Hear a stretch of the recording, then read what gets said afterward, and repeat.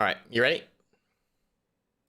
Yes, sir. I'm just putting the Sounds good. Discord thing as a pinned thing. Good, very good, Karmakut very good. and pin. Yeah, we're good. All right, Let's roll. sweet. Let's roll. Welcome everybody to the first ever TacTalk #1. This is a new thing we're trying, especially since Discord started pushing out its brand new stage feature, which is, as you can see, somewhat of an interactive discussion platform thing, podcast mixture, whatever.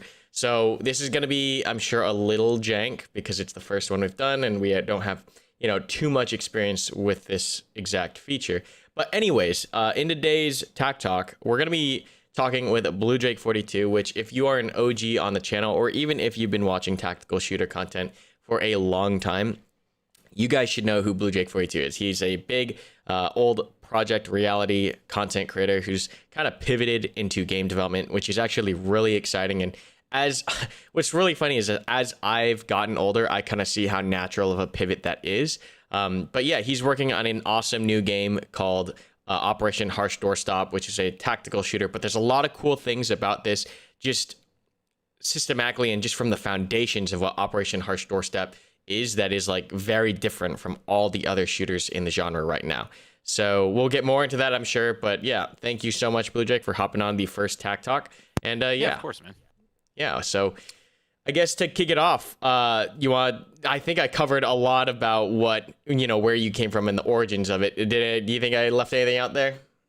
No. I mean, I think that makes sense. I mean, there's so many of us that have been around for so long, and the squad project reality community is pretty tight knit, and it always Mm-hmm. has been, and it probably will stay that way for a while as long as this continues to be a niche genre. But yeah, I mean, that's pretty much true. I think around what was it, like 4 or 5 years ago, a lot of people thought that I just kind of stopped doing YouTube, which wasn't really the case. I kind of Mm-hmm. had this plan where you can kind of see how the industry is slowly changing, and it's moving more towards communities and influencers, not even necessarily just influencers or streamers, but even community leaders and stuff like that, having a lot more value and having a lot more power in the industry than I think that ever before. It used to be thought that communities and server hosts and streamers were just kind of like a side thing, and the game developers in the game was the main thing. But as time has gone on, it's getting to the point where not only are the communities and the people who are playing the game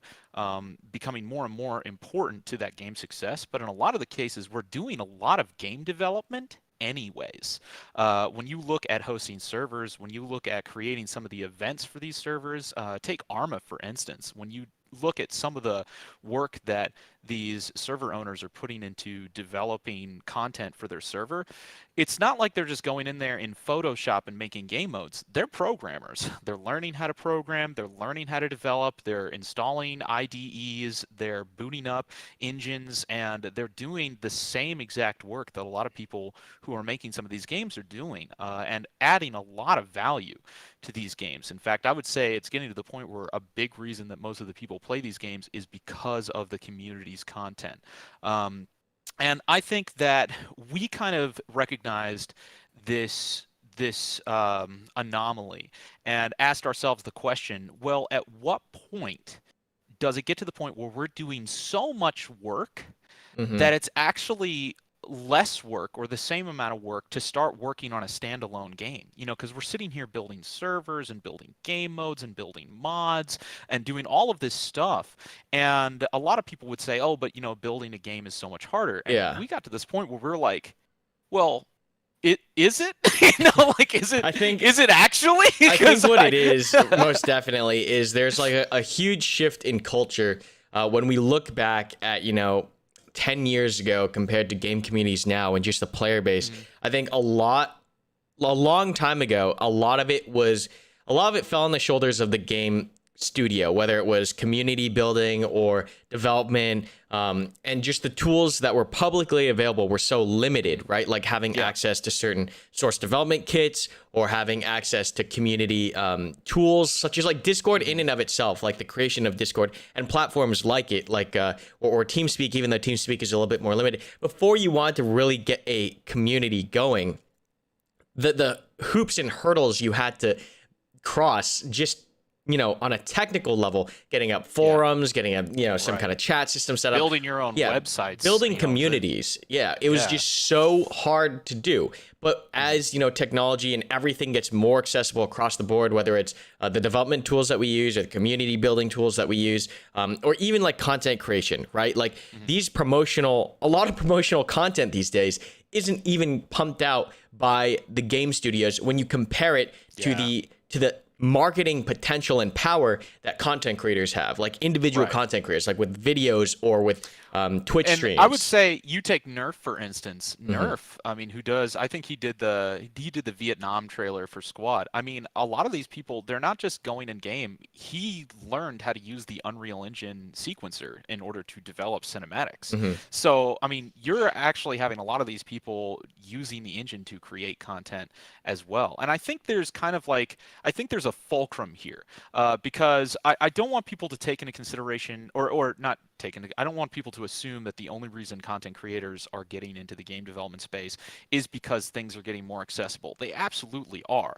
But I think this is kind of like a two-pronged evolution of this space, where you do have technology that's becoming considerably more accessible and easy to use, and also free and available and powerful. But on the other hand, you also have this growing group of players and community members and all of these people that are straight up just learning, and they're getting more aggressive with learning how to program, learning how to develop, because a lot of these people, a lot of these players, whether you're running a community or you're running a server or you're a streamer or you're a YouTuber, a lot of these people, it's not like all they are is a content creator. I think content creation and the word content creator is so restrictive of a term. Well, I think it's evolved. I think people have to realize that these roles that people are filling 5 years ago are much different now. Like, even if you say content creator back then, like, you probably just created YouTube, videos and stuff like, and there are still content creators that still stick to that one kind of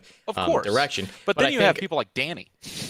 Like, I don't know if you've seen the YouTube channel Danny, and he's got 2.28 million subscribers right now, and he is a YouTuber, but he's also a full-blown Unity programmer. And the vast majority of his content revolves around that, and he exploits the fact that he can make content that nobody else can make and bolster that. Yeah, exactly. And I totally understand where you, like, the whole idea that content creators are just content creators is a thing that I think is, as we've evolved, even as creators ourselves, like, we've started to realize, hey, not only do we have the ability to, create the content, one of our, biggest strengths is that we're able to organize people, or we're able to, grow that community to where we can use it for either game development, or some people go on to make, real life stores and merchandise and actual products.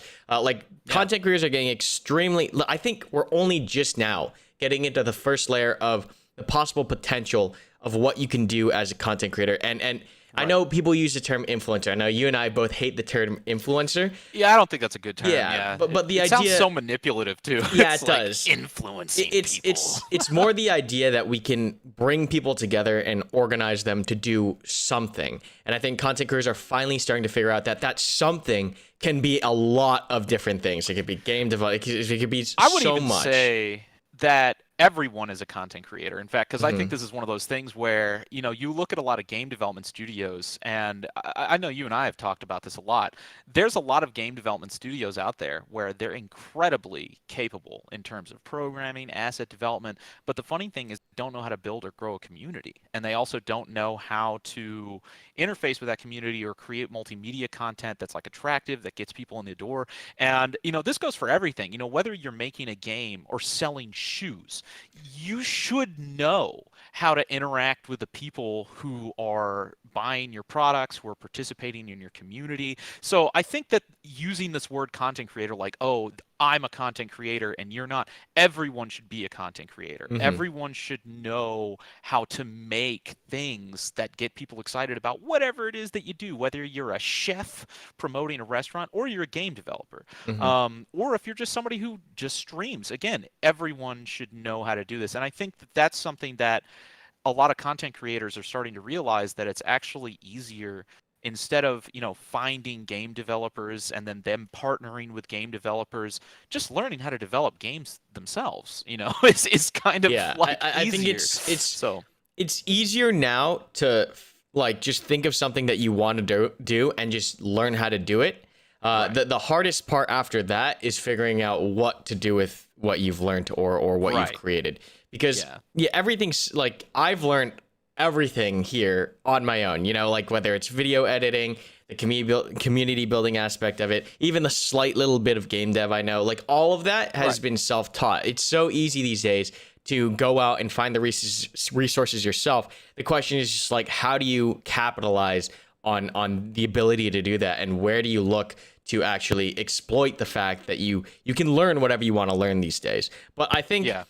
to bring it back, let's, because I know we've gotten kind of spun off on this tangent. Let's bring it back and let's focus on Yeah. something that you've done recently, right? That with this ability to actually teach yourself how to do stuff and organize people, and all that stuff we've been talking about. You've actually started Right. your own game development studio, and you're actually in the Yeah. process of creating Operation Harsh Doorstop. Yeah, I actually started this a long time ago. I would say that around 4 or 5 years ago is when I first started Drakeling Labs, or Bluedrake42 Limited Company. Basically, I just wanted to create something that was an official LLC, so that way I could start not just doing the things that we were already doing better, but start taking advantage of opportunities that you can't take advantage of unless you actually have like a proper studio. And at the time we were already creating modifications, we were already creating like all of this intellectual property, and we already had like revenue coming in. And obviously, I wanted to make sure that a lot of the people that were working with me were like compensated, and we're also getting money. So it kind of started that way, where it's just like, yeah, we should just make a company. Like we just need to make an LLC. Mm-hmm. So we made an LLC. We put people on payroll because, why not? We're already making mods, Project Reality servers, stuff like that. Those are bringing in donations. We've got people that are working part-time in order to keep those servers up. And if you've ever hosted a Project Reality server, that's a full-time job. It's Yeah. crazy. Like even because you've got things like Squad but Project Reality, man, oh man, it's so old. It's so old. Yeah, Like the tech yeah. it's like but yeah, so we started that. We started building a couple of games that were standalone games that were really small, just to kind of explore the idea of like, okay, well, can we do this at all? And we started the project Iron Armada, which it was kind of our first game, Mm-hmm. and it was like a space game where you kind of shoot each other. And when we actually did that, and we were like, wow, this is a standalone game. We own this. We can do whatever we want with this. We put it up on Steam. We sold copies everywhere. We did events. It was a small game. I'm not going to say that it was like the most successful game of all time, but the fact that we did it at all and we made Yeah, a game the fact at all, that it's like you awesome. as an individual said, I want to make a game, and you can go out and you actually made it as rudimentary or as basic as it was, Yeah. because it was your first game. The ability Right. that you can go out and just do it, like I Is think amazing. that's it's amazing. It's amazing right now. Yeah, it's super. As soon as we did that, we were like, wow, how far can we take this? Mm-hmm. And this is when we started thinking about like, okay, so Iron Armada was something that we built from scratch, and it was a two-dimensional game. So building it from scratch was actually pretty difficult. In hindsight, we probably should have used Unity or something, but we were kind of just still in the learning phase. Mm-hmm. So then we started looking around. It's like, all right, we know how to make Iron Armada. What else can we do? And we started looking at Unreal Engine 4, and there's all these other games: Hell Let Loose, Squad, Postscriptum, all made on Unreal Engine 4. And we started looking, like how much effort is it going to be to make something in Unreal Engine 4? And as Unreal Engine 4 has continued to get more and more features, and there's more and more community around it, we started realizing, it's actually much more realistic that we can do this than we ever thought before. Right. This is not something that's unachievable at all, even for a small team like us. And one of the things that I wanted to do, and I want to get this kind of across from the get-go, one of the reasons that we wanted to start doing Operation Harsh Doorstop, or I want to say one of the reasons that we wanted to make it in the way that we're making it, because naturally, like I said, so the whole vision behind Operation Harsh Doorstop is it's supposed to be free, right? Like we want to come out. And that's something I do want to touch on as well, like just to back this up a little bit. Like what is the when people think about Operation Harsh Doorstop, most people think that, it's just another tac shooter, but it's a free version of like existing tac shooters. The reason we wanted to make it free, and I think now that we've kind of discussed the backstory on everything, and people kind of have an idea of like where we came from and where the industry's headed as well. One of the reasons we wanted to make a free game, or make Unreal Engine for free as well, is because it is getting to this point where if it is actually the case where a community like ours, being really really small, can make a game like this, and again, Operation Harsh Doorstop, it's not, it's still in the fledgling stages. Like, we're now at a point where, like, it's a playable game. It's not the Right. best game in the world. It doesn't have all the bells and whistles but it is a game. But even the fact that we were able to reach that at all, being who we are, is huge. Yeah. And what this means is that we know for a fact that here in the future there's going to be more people that are going to want to do this. Well, that's There's also gonna a thing, be is just as time has increased, right. and you and I have talked about this before, is that the amount of people who are willing to learn increases as well as the accessibility rises. So there's just a whole, and there's a lot of game developers out there, whether it's professional game developers or people who, work on their own. I mean, you and I both know people who literally have zero prior experience, professional prior experience, but know so much and are so talented because they've gone out and they've decided to learn these things on their own, whether they're in high school as a passion, a hobby, whatever, and they're able to actually perform extremely well without any actual professional experience, which is it's only going to get, and this more is both, saturated. it's only gonna get more saturated. And this is a pro and con depending how you look at it, right? There's so many game devs, they're gonna continue getting better, and it's up to everyone. There's gonna be more of them. Yeah, and it's up to everyone to find out what they can do that can demonstrate, things that they can do uniquely. And it's go ahead. I think for us, that was something that we wanted to kind of embrace, because right now you've got Insurgency Sandstorm, you've got Hell Let Loose, you've got Squad, Postscriptum, Beyond the Wire, Arma. You're going to have more. There's going to be the flooding of the market of titles is going to continue to accelerate, and this is something that we wanted to take into consideration when we started this game. We obviously already have a business that doesn't require us to sell a $40 game. Like, we already stream, we already have a Patreon, we already have all of these other places that we make money. We don't really need to sell a game for $40 in order to make money. So one of the things that we wanted to do, especially since we have this history of hosting servers for Squad, hosting servers for Project Reality, we're already YouTubers, we're already streamers, we can already sustain ourselves even if we're not, selling a game.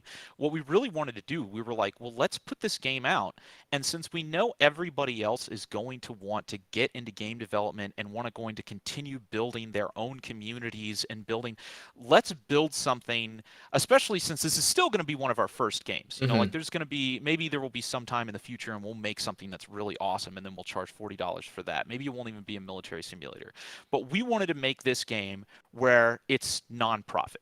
Basically. Right. So I think this comes from a unique perspective that you and I both come from, which is we get into a lot of things not because we think about the money aspect or, oh, this is how we get rich, but because you and I are both passionate about, a lot of different things, whether it's you and your band or, making videos and making content or making actual video games. Like, you and I usually get into things because we're excited about it, we want to do it, and we want to share it. I think so long as we can support ourselves, like, that's always, a minimum requirement to pretty much anything anyone does in real life. But I think that the different perspective that you and I have, because you and I both know people in the industry who are motivated, by the profits, by the money, and we've talked to these individuals in certain positions whether they're the CEOs of certain companies and they have no idea what's going on with their game, but they're talking about, how much money they can make off of doing certain things, and it just feels so out of touch when you and I both, and it's unsustainable. I think I think it's definitely unsustainable as well. Yeah, is it's not just like a moral difference where it's like, oh, we just morally are against. It's not sustainable when you're out of touch with your fan base, when you're out of touch with your players, and you don't really understand why they're playing the game, and you don't have a relationship with them in that way, and you just kind of see them as a place where you can churn money out of them.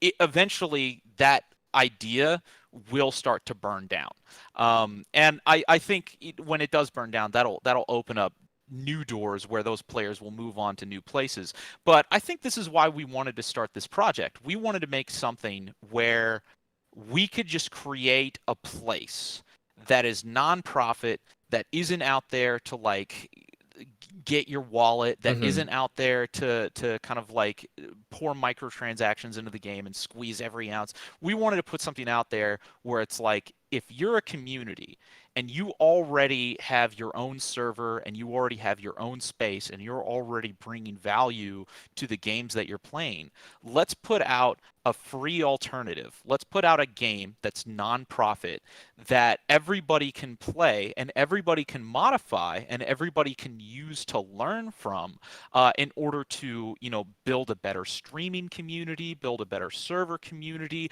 I think a good example of this would be other communities like Unturned. Mm-hmm. Unturned came out, completely free game, and there was this massive community that came around it. There's a lot of other games out there that are either free or they're open source or they're MIT licensed, and they almost create their own economy around it. Look at Linux. The people that created Linux and put that out there, I mean, Linux completely changed the world, and a lot of the people that worked and built that were not profit motivated, and they put that out there. But Linux has still been utilized by a whole bunch of communities and companies in order to build a sustainable business. We want to do the same thing with Operation Harsh Doorstop. Right. So the more and more, like, as everyone hears you talk about Operation Harsh Doorstop, I think people are starting to realize that they shouldn't just see this as another game, but almost as another platform, right? Like, right. How should people, in your own words, how should people see Operation Harsh Doorstop? Like, what should they be thinking when they see it? The funny thing is now, and this is one of the things that makes it difficult to explain, is there is nothing that is doing this right now. So I can't say, oh, Operation Harsh Doorstop, it's just like X, or it's just like Y, because what we're trying to do doesn't really exist yet. There's some things that are pretty similar. There's some things that are very, very similar, but are in a completely different genre. But I think something to take into consideration, look at Arma. Arma is a sandbox game. If you were to compare Arma to Squad, Squad is much more focused. It has a very specific type of gameplay, whereas Arma can be whatever you want it to be. And Arma is on its own standalone engine. So it's not on Unreal Engine 4, it's not on Unity, but it's this sandbox experience where you can do whatever. And you can see the communities that have come out of Arma. You look at roleplay servers, you look at DayZ, you look at, all of the things that have come. I mean, I don't know of a single person that plays Arma the way it was intended. Do you? I mean, I can't think of a single person that I know. Well, I think the thing is that there's no actual defined way of how to play Arma, and that's like one of the biggest things is like you can play it however you want to play it. You can play it however you want to play it. And when you look at Unreal Engine 4, Unreal Engine 4 is already as powerful as games like Arma. It has all of this functionality. You look at the Unreal Engine community and the kinds of stuff that they're creating every single day. There's so much content. There is so much. There's so much of everything that the community has built for UE4, but there's no single place for you to go like Arma where you can just play a free Unreal Engine 4 game and take advantage of all of the stuff that the Unreal Engine 4 community has created. So for instance, take Squad. Do you remember the first mod for Squad that added in aircraft? That added in the helicopter mod? The helicopters? Yeah. So he got those helicopters from marketplaces. So like CG Trader, stuff like that. Right. Or a whole bunch of other places that, there's a whole bunch of modifications for Squad where people have used either assets that were released for free for Unreal Engine 4 or for all of this stuff. And you've got these people that are creating these mods for Squad that are like really, really awesome and taking all of this content and building upon Squad in order to create these completely new experiences. But the problem is that if you were to create a modification for Squad and then say, hey, come check out my modification that I spent all this time working on, you still have to give. You have to buy to buy Squad. Game. Yeah. You have to buy Squad. So it's not really a truly neutral place for people to, build mods, build content, because at the end of the day, it's still going to be benefiting a single. So all this work that you put into creating a piece of content, you release it for Squad, it's still not really benefiting you as much as it is benefiting the studio that owns and there's Squad. no guarantee that these studios, because most of these studios, when they release games, they're not as focused as modifications, at least not the ones that we're talking about, Right, as that's your true. platform. So for example, so long as Squad offers some form of mod support, like even though it's limited right now, people will continue creating mods. But even as we've seen recently and in the past, Yeah.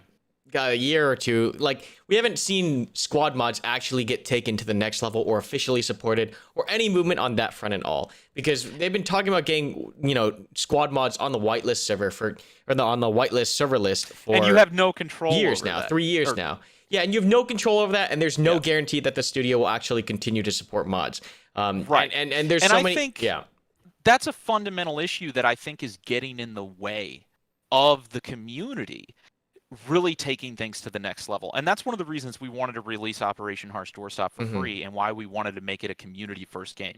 We wanted to embrace the fact where, like, if Operation Harsh Doorstop succeeds, it's not going to be just because of us, and there's a Right. lot of other studios that I've kind of either worked for in the past or I've covered where the vast majority of their success doesn't come from them. It comes from their community members, but the community members don't really see any of that success. So it's kind of like uneven, the reward versus all of the work. And that's what we wanted to embrace with OHD, where it's like, look, we're not going to put a $40 price tag on this, because if we pull this off, it's not going to just be because of us. Like, yeah, maybe we put in, 20-25% of the work, but 75% of the work is going to be, the people coming in, creating communities around this, running their servers, building this community. And that's why we wanted to do something where it was more of a neutral place where you can create mods and you can have people come and play your mods, and you don't have to convince them to pay any money to anybody else. Because right now, They can even just if you enjoy want, it. even if you want to play like the Galactic Contention Star Wars mod on Squad, gotta buy Squad. you have to buy Squad, which is a $50. Right. That's almost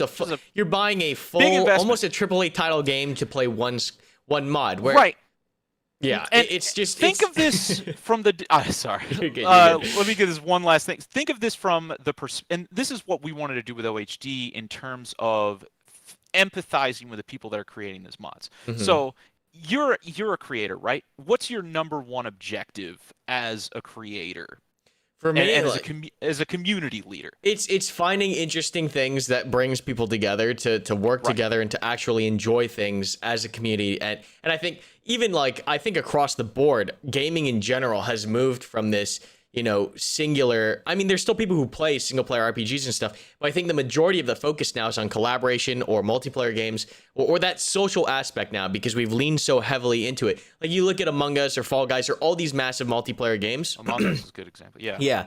There's a lot of potential here, and I think people are realizing that you can get a lot out of a single player experience, but when you add multiplayer into it and you add social elements into it, you can get a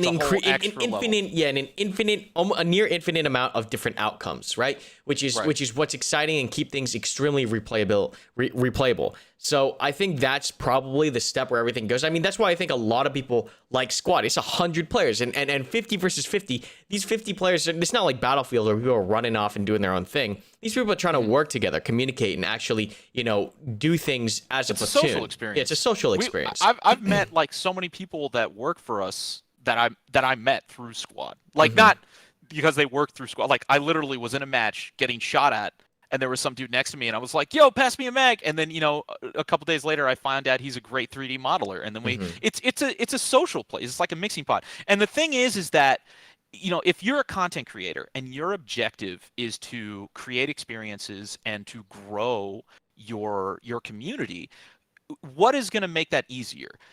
Building a community on a game where you have to convince every single person to shell out, $20, $30, $50, $100, or building a community somewhere where every single time you do a live stream or anything like that, you can say, "Hey, join us." And then everybody's like, "Oh, well, how much does it cost?" And be like, "Nothing. It doesn't cost anything.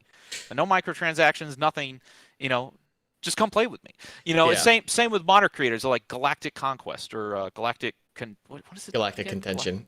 Galactic Contention. If those are people who are creating a modification, if their number one objective is to get as many people to experience their work as possible, do you think it's going to be easier to do that behind a $50 paywall or somewhere where there's no paywall at all, and you can just play the game for free. Yeah. So I I mean, think that's a rhetorical question. It's always going to be the free space. Yeah. But that's a big motivator of what we wanted to do. It does. And it feels like when people think about Operation Horse Doorstop, the mental thought process of, oh, this is a game needs to change to, oh, this is a community platform.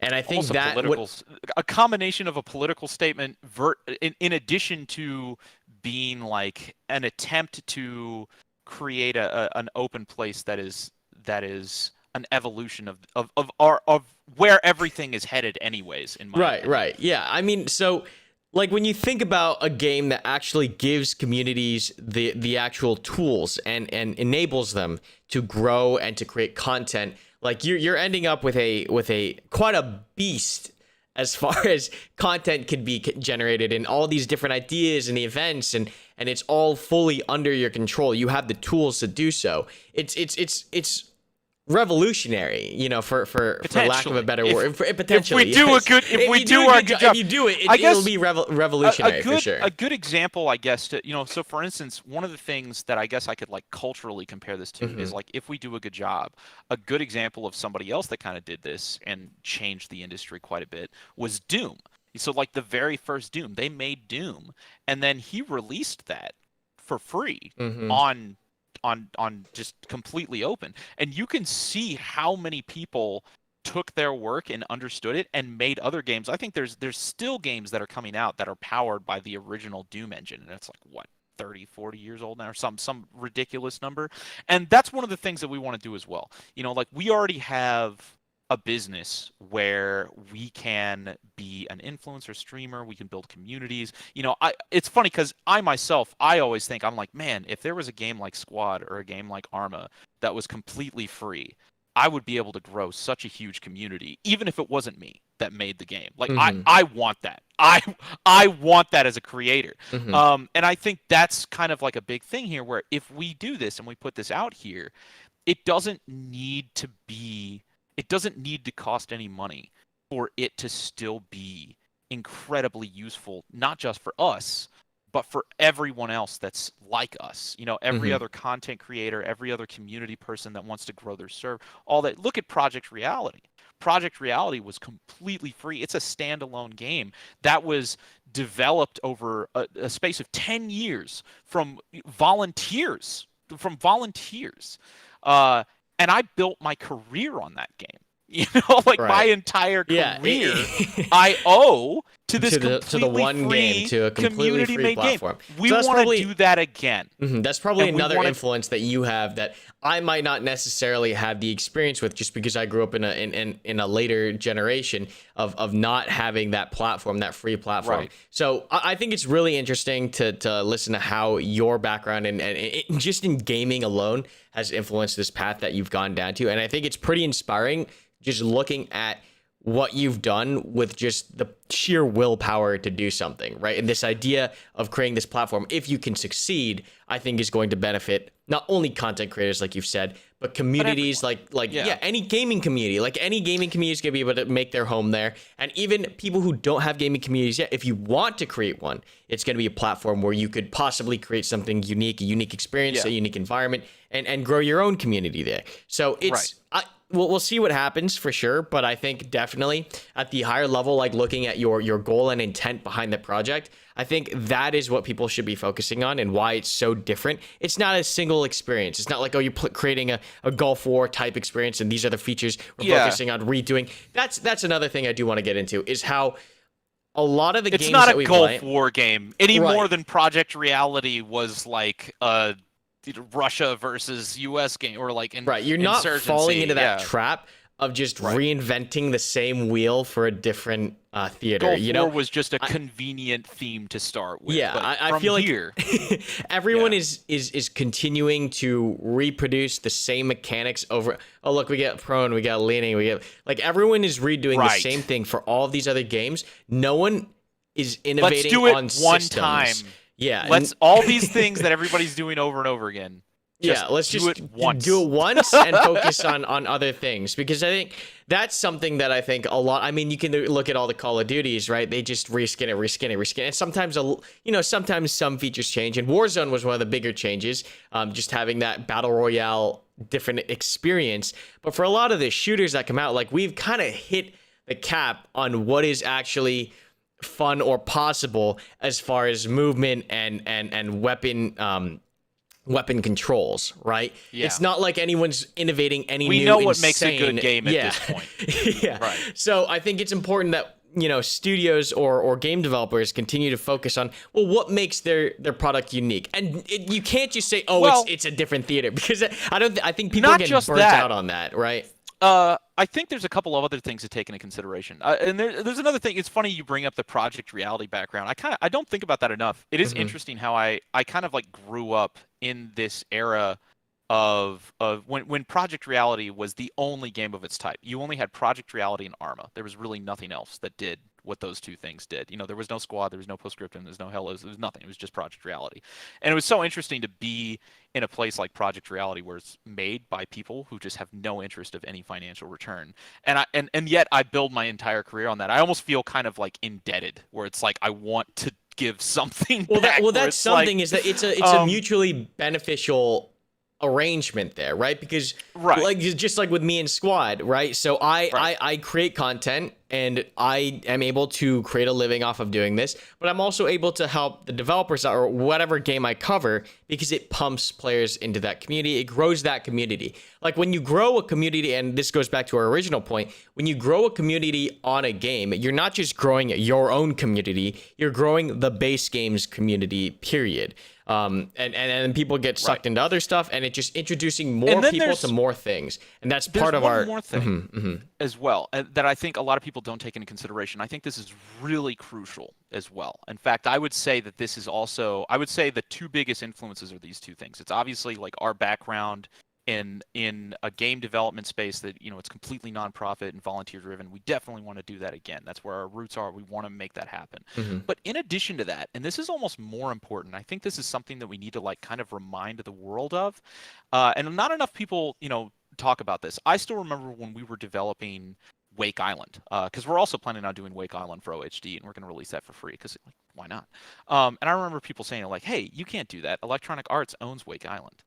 And which is the craziest thing to say, because no, they don't. Like nobody owns Wake Island. And I think we've entered this weird world. I never thought you would see this happen, but we've entered this weird world where people think that there are studios that own history. And I'm not just talking about like Wake Island. I'm talking about like Thompson machine guns, or like the M1 Bradley, or the M16. I think another thing to take into consideration is if you were to look at something like Halo or Star Trek, or any of these like unique intellectual properties that somebody actually created, versus looking at things like Call of Duty World War II and stuff like that. All of that intellectual property is based off of history. So not only is it entirely okay for us to create a game that, has realistic combat and has all of the same assets as, I don't know, Squad, Hell Let Loose, it is also entirely legal for us to do so. No one owns that content. Nobody owns, and I think a lot of people have this weird idea. I think it has to do a lot with the fact that just humans' brains in general. Like if you are the first one to do, like it's a human thing. It's a human thing. If you do, because this transcends game development, right? If you come up with somewhat of an idea, whether it's original or not, and you popularize it, you're going to be attached to that idea, even if it's based off of something that actually happened that's separate from your own idea, right? Just the fact that you were able to popularize it first doesn't mean you own it. It technically doesn't mean you own it, but I think in people's brains they start to attach things. They still make that association for some reason. I think that's not a good association. Well, you can see, like one of the things that you can see this a lot in is like someone will come up with an idea, but it's like a really, really small idea. It doesn't really catch traction. Or they won't come up with an idea at all. Right. They'll just steal somebody else's idea. But I'm going back to like the first guy that does it, and it doesn't kick off. But then someone who can popularize it will come around, take that idea, make it popular, and now that idea becomes his.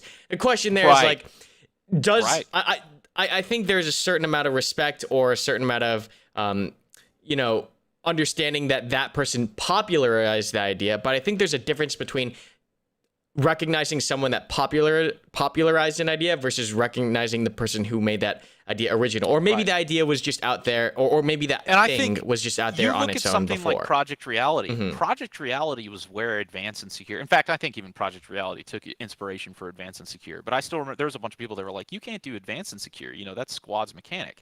And we were Yeah, like, yeah, "No, yeah. That no, is one it's of the not. biggest. That's one of the No, biggest it's examples. not at all. Is Not a I've seen that a Squad lot. didn't even invent that mechanic. That Everything was is an taken iteration even upon the iteration. insurgency. Yeah, Right. like Even I the just see that so insurgency game much. mode is directly from Project Reality. Hmm. And Project Reality was nonprofit. You know, like that's where I came from. You know, Advance and Secure, Insurgency, M16s, M1 Bradleys, none of that intellectual property is owned by anyone at It's all. so And I crazy to see how much power just being like having that information tied to something is, even if it's not right. true, right? And that's where I think the marketing side of things comes into play, where it's like the idea and just how people perceive things, right? Perception is reality. Despite how real that thing is, or how original of an idea that was outside of the product that popularized it, the people, when they see that, like, it's so crazy how our minds will just jump to certain conclusions, because you can see this in Right. music as well. I'm sure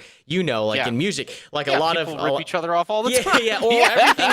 everything is derived from something originally, right? And people change and they iterate on it sometimes. But you can find plenty of examples just in the music industry alone where a chord or something will be taken and sampled, and then it just gets popularized, and then people forget about the origins of where something came from, and that can really start to, I think, fuck with people. Exactly. Yeah. So it's definitely an interesting. That's probably a topic for another time. So to bring us back towards OHD, right? To get back on Yes. track, OHD, we've seen a lot of news recently come out about what you guys are doing and working on. And I think that's great that we can see very active progress on where your game is going. And I think definitely right now the time frame that you're working with and the stage of development that you're in, things are going to be cranking out really fast here. Like I know Yes. I've seen a lot of stuff from different theaters alone, like Vietnam, Right. World War II, and that I think that really it did like two kind of things. It shattered people's idea of what your game was, because a lot of people, like I said before, thought this was going to be like a Gulf War game, and it also shows like how much work can be done so Yes. quickly. That's another thing to take into consideration. I really want to hit on this. So this has obviously been a lot of work for us, and it's going to continue being a lot of work for us. And obviously, we're still going to need resources in order to continue developing. So again, everybody that's backing on Patreon, thank you so much, because that makes a big difference. But our budget right now that we have is microscopic compared to the budgets that a lot of other studios have. And I think that this is really interesting because you'll have a lot of studios that will constantly say, oh, you know, game development is expensive. And that's just kind of like the go-to argument that everybody always uses. But I think it's kind of gotten to the point where it's almost more of a scapegoat in a lot of situations, because we'll see people that are really, you know, asking for a significant amount of money and making very, very little progress, but then always coming back to the whole like, oh, well, game development is expensive. And, you know, we'll look at that and we'll be like, that's not true. This could be done in a very small amount of time with a very small budget. And obviously they come back and they'll attack you and say that you're crazy and all of that stuff. But I think that's another reason that we really wanted to create Operation Harsh Doorstop, where it's like, you know, you have a lot of people saying how much money it takes to make these games, and we know that that's just not true.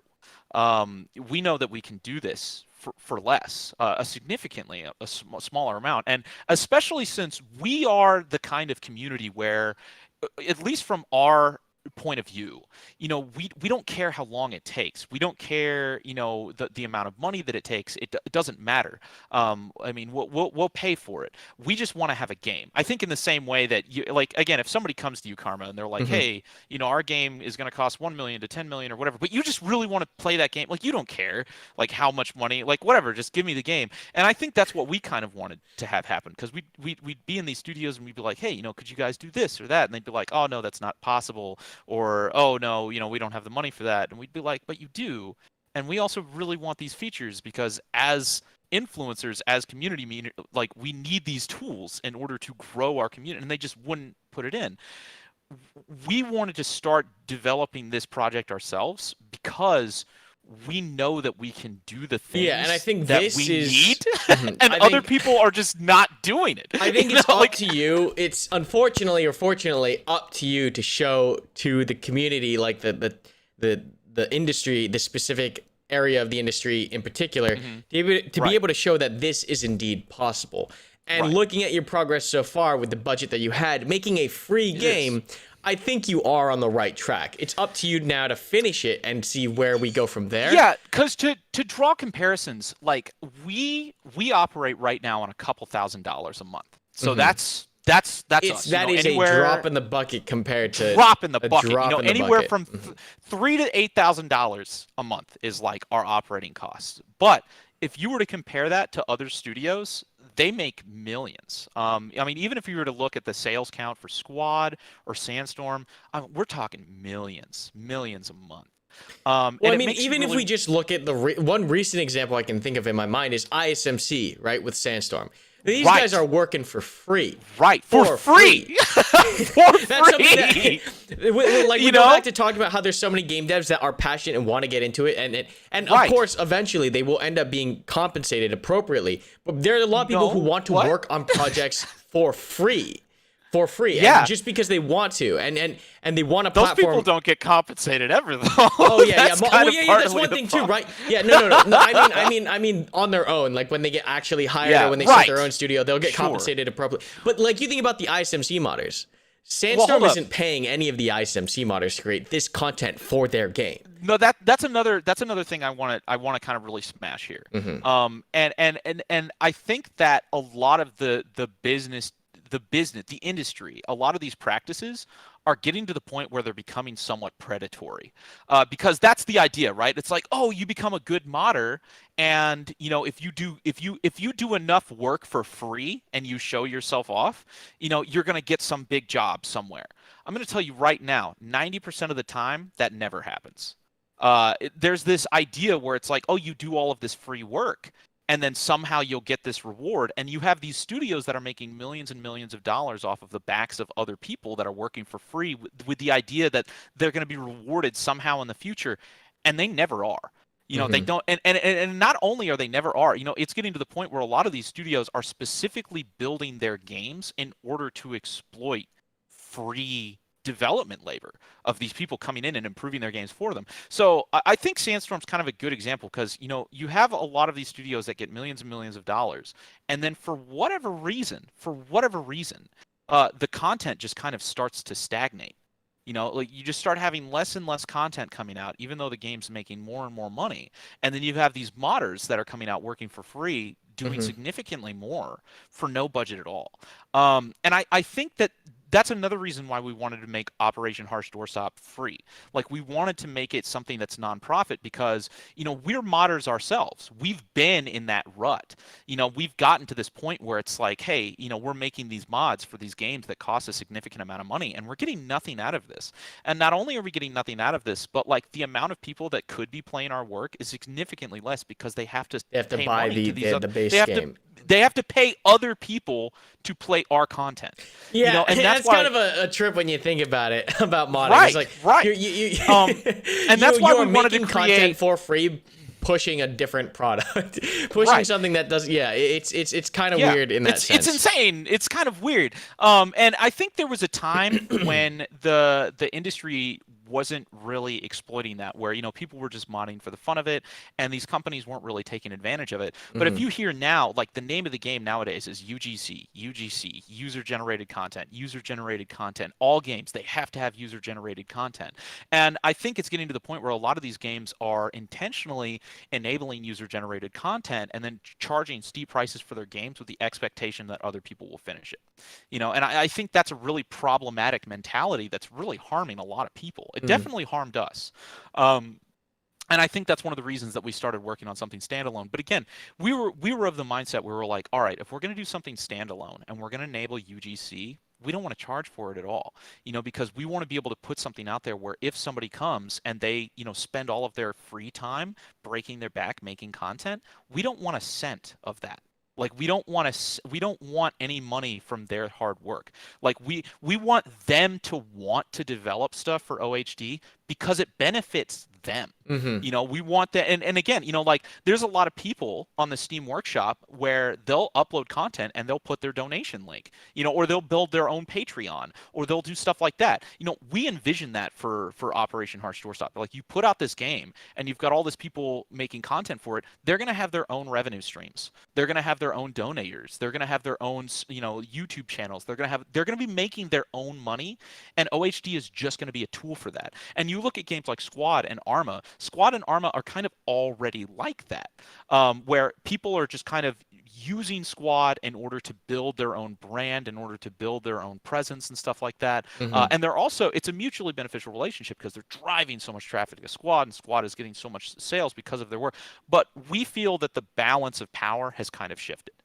There was a time back in the day where the development team was doing, and this is not specific about Squad. This is a lot of games. There was times back in the day where the developers of games were doing a significant amount of work, and then the community was kind of doing a little bit on the side. But it's almost kind of shifted where the community is doing a lot of, if not the vast majority of the work, and the development teams are doing less. It's all and because less and less. because everything is more accessible, right? It used to be that the game devs or the game studios would have all the tools and all the power and all the ability to make their videos, to make their games, to make their communities, et cetera, et cetera, et cetera. But the player base in and of itself now is realizing that they actually have almost as much power as the game studios, if not more. If not more, to create content and to grow communities. Because oh God, it's actually insane how easy it is these days to get to the point where you can grow something, at least tool-wise. And it's only going to get easier. Yeah. So I think it's definitely interesting times ahead for what we're talking about here, and definitely for OHG. I think the timing couldn't be more perfect. I think. Yeah, it's worked out. Mm-hmm. It really has. Yeah, things have all come together. So yeah. It's definitely interesting. We can talk about, because now I feel like I've given a really good backstory of like, this is who we are, this is why we're doing what we're doing, this is what we want to do. Mm-hmm. And then if you want to hear about it, I want to talk about like where we're going with everything. Yeah, and, like, sure. Yeah, tell us like what the next stage is, because I think people are still trying to kind of consume and understand what is going on right now, and trying to unpack what's happening with this game particularly, because it's not just a game. What do you see is the vision or future past this stage? Got it. So right now, again, it's been a grind, and it's probably going to continue to be a grind with the budgets that we have, because we'll have people come on board and they'll do incredible work, but they can only do so much, work before they have to accept a higher paying job somewhere. Like, we're very indie. We're like we're the indiest of indie. So we only have so much of a budget. And then, hopefully as our Patreon grows and stuff like that, we can do more and more and more. But right now it's really focused on getting the biggest bang for our buck. Like, we want to get the biggest, most difficult features out of the way before we move on to the more fun stuff that's not going to take as much work. So the objective was phase 1 of this entire project was just for us to get the game to a place where we could show this was possible. Because when we started this whole project, there was a lot of people saying, oh, this is impossible. You'll never be able to have, a massively multiplayer, like large scale match with people shooting at each other. No way. 4-kilometer map's not going to happen. So phase 1 was, let's get a 4K map. Let's get, at least 64 up to 100. And right now we can do 80. If you got a beefy system, you can do 100, but we usually do 64 for the playtest. So we've got 4-kilometer maps, 64 player minimum, up to 80, 100 if you got player matches, and all of the basic stuff that you'd expect from any Battlefield squad style game. So that's phase 1. And we've completed that. So we're there. We're done. I think that's like something that everyone has to realize is like, every It's step not- of the way, every foot Yeah. forward, you're proving people wrong. And I think that's Right. It's actually insane because there's so many people out there that even I saw in my comments when I uploaded the OSC. Like, there's so many people who was doubt intense. you, who doubt I what you're doing. had people threatening to kill my family. But straight up. It's I'm serious. I did. It was was pretty fucked insane. up. But like Yeah. the whole fact that you're able to continue going here, I think when all is said and done, if you succeed or not, you should be recognized for your effort to try this, because this is an ambitious, like, this isn't something that It is you just ambitious. do Sometimes in like a I week even- and it costs no money. I and it look at takes up how little far time. we've gotten, and I'm like, damn, I You're wasn't even dedicating- sure. You're Now we're dedicating here. years of your life to this, and Yeah. I think it goes under recognized, and sometimes maybe you seem a little bit understood or misunderstood because it's the project is so different. The approach is Right. so different from conventional It's game out there. development We're out or there. Yeah. products out there right now. So I don't know. I think in 5-10 years you'll either be seen like as this lunatic or as a prophet. or the guy that fucked up. Yeah, I don't know. Who We'll knows? see what happens. Yeah, go So on. we'll see. Well, what's as you guys are cranking out these features and moving forward? Like, what were the next big hurdles to tackle? So phase 1 is done. Like, we made a game. It's not the best game in the world, but it works. It's there. Phase 2 is now the big features that we know need to get done and are also a little bit more boring. So like phase 2 is like, this is the phase of development where we have to implement the really crucial underlying stuff that is also not super fun to talk about, but and it isn't easy to show off, but we have to get it done. You know, and one of the reasons we wanted to leave phase 2 to where it is because when phase 1 is done, you know, we can do play tests, we can show off new weapons, we can do all that stuff while our team continues, you know, secretly working Ray on phase 2. And phase 2 is this: Steam Workshop integration, a public free SDK, so that way you can download it, and for a free game you have a free SDK, and you have the source code so you can make whatever you want, and artificial intelligence. Those are the 3 big things that, you know, it's very hard for me to show off a screenshot of like Steam Workshop integration progress, you know, because those work in progress screenshots don't look very good, but it's still super crucial. So phase 2 that's what we're doing. It's going to be the hardest phase. It's going to be the most difficult part of this whole, you know, cycle. But that's what we're about a month into now, and we're hoping that when phase 2 is done, that's when we're going to release the game. So phase 2, when that's completed, that's when the game actually comes out publicly, and, you know, you don't have to be a Patreon supporter. There's nothing. It's just completely free. And when we release it, the idea is that it'll have single player support, just kind of like a game like Ravenfield or something like that. It'll have Steam Workshop. You'll have this SDK that you can download for free, and you can start creating. And there's a lot of other things that people have brought up, you know, like anti-cheat and admin controls, and those are also things that we're working on the side. But one thing I do want to say is Project Reality and Squad and Hell Let Loose have all sorts of like cheater problems, but the biggest weapon against cheaters there is the community. Yeah, is like admins God. on your server.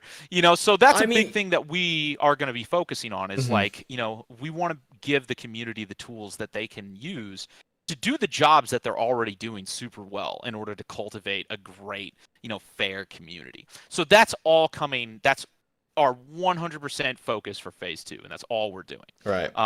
In addition to, you know, putting out more weapons and all that stuff. But, you know, those weapons are kind of more like phase 1 style content while we focus on the meat. So that's everything for phase 2. And then when that's done, it's out. I'll let you talk now because I've been talking too much. And then we'll go into phase 3. No, I mean, I think as soon as people can start cranking out content, I think when you drop the SDK and people get their hands on it and people see how much is accessible, because even the games we have right now, whether it's Sandstorm or Squad, like there's certain things that are core to that game. You'll have an SDK, but you don't. Yeah, that are locked down or not exposed that you can't really mess with. So I think it will be really fun and it'll be cool to see what people can actually come up with when you drop that SDK. And I think that is when people will actually, like the majority of people will start to realize, oh shit, there's this OHD is not Gulf War shooter. It's a huge community shooter where you can do anything. It's a platform. So yeah, I mean, it sounds interesting for sure, and I look forward to phase 2. Tell me about phase 3. So phase 3 is basically it's all downhill from here. Phase 3 is the SDK's out, the game's out, it's free, we're playing, we're creating. This is the part where the game's out and it's just to grow from there. And phase 3 will include things like, obviously, we'll be introducing vehicles. We already actually had a lot of people come together. For instance, Garrett from Squad, he was the lead programmer for Squad. He actually developed their vehicle system, came over to us, and worked on creating a similar system for our game so we could actually have vehicles that are networked. So we'll be releasing vehicles, and then we're going to be giving this all to the community. So phase 3, and this is actually going to be kind of different. The way this is going to work is with phase 3, obviously, I'm a YouTuber, I have Patreon, I have donations, and the way our Patreon and everything's going to work at that point is we're going to put out the SDK, we're going to have our Patreon, and we're going to say, hey guys, if you guys want to make your own mods and you want to do whatever you want, you can. You don't have to talk to us at all. You can stream the game, you can play the game, you can mod the game. But we're going to have kind of like a community fund. So the Patreon, everything, we're going to bring money together, and we're going to basically put up a bulletin board or a bounty board, and we're going to say, hey, you can either, work on your own time, but if you want to improve Operation Harsh Doorstop with us, here's all the things that we need to get done. And if you get these things completed, you get this much of the community donation money. So it's like, let's say, hey, we need a 4-kilometer map or something like that. We'll say, okay, right now we've got X number of funds. So if you're able to complete a 4-kilometer map for OHD, then we'll pay you $2,000, $3,000, $4,000, whatever's in the pot at the time. And then when you complete it, it gets QA'd, it gets approved, and you get paid, and we add that to the base game. So that way it's available for everybody forever for free. And I can, just listening to this, I can see like how much of that community influence and community togetherness, like all the way through. It's all the way through development, all the way through the entire project. This is the same way that like things like Godot. I don't know if you know what Godot is. It's like it's an open source game development engine. They do the same thing. So they have their Patreon, they have their funding, they get their funding, and then they say, hey, whoever wants to help us, we need these things done. We can only do this stuff ourselves, but if you guys want to do this, we've got a budget for it. And the more budget we have, the more we can pay. And then it just becomes a truly open, community-driven, community-funded project that perpetually improves over time.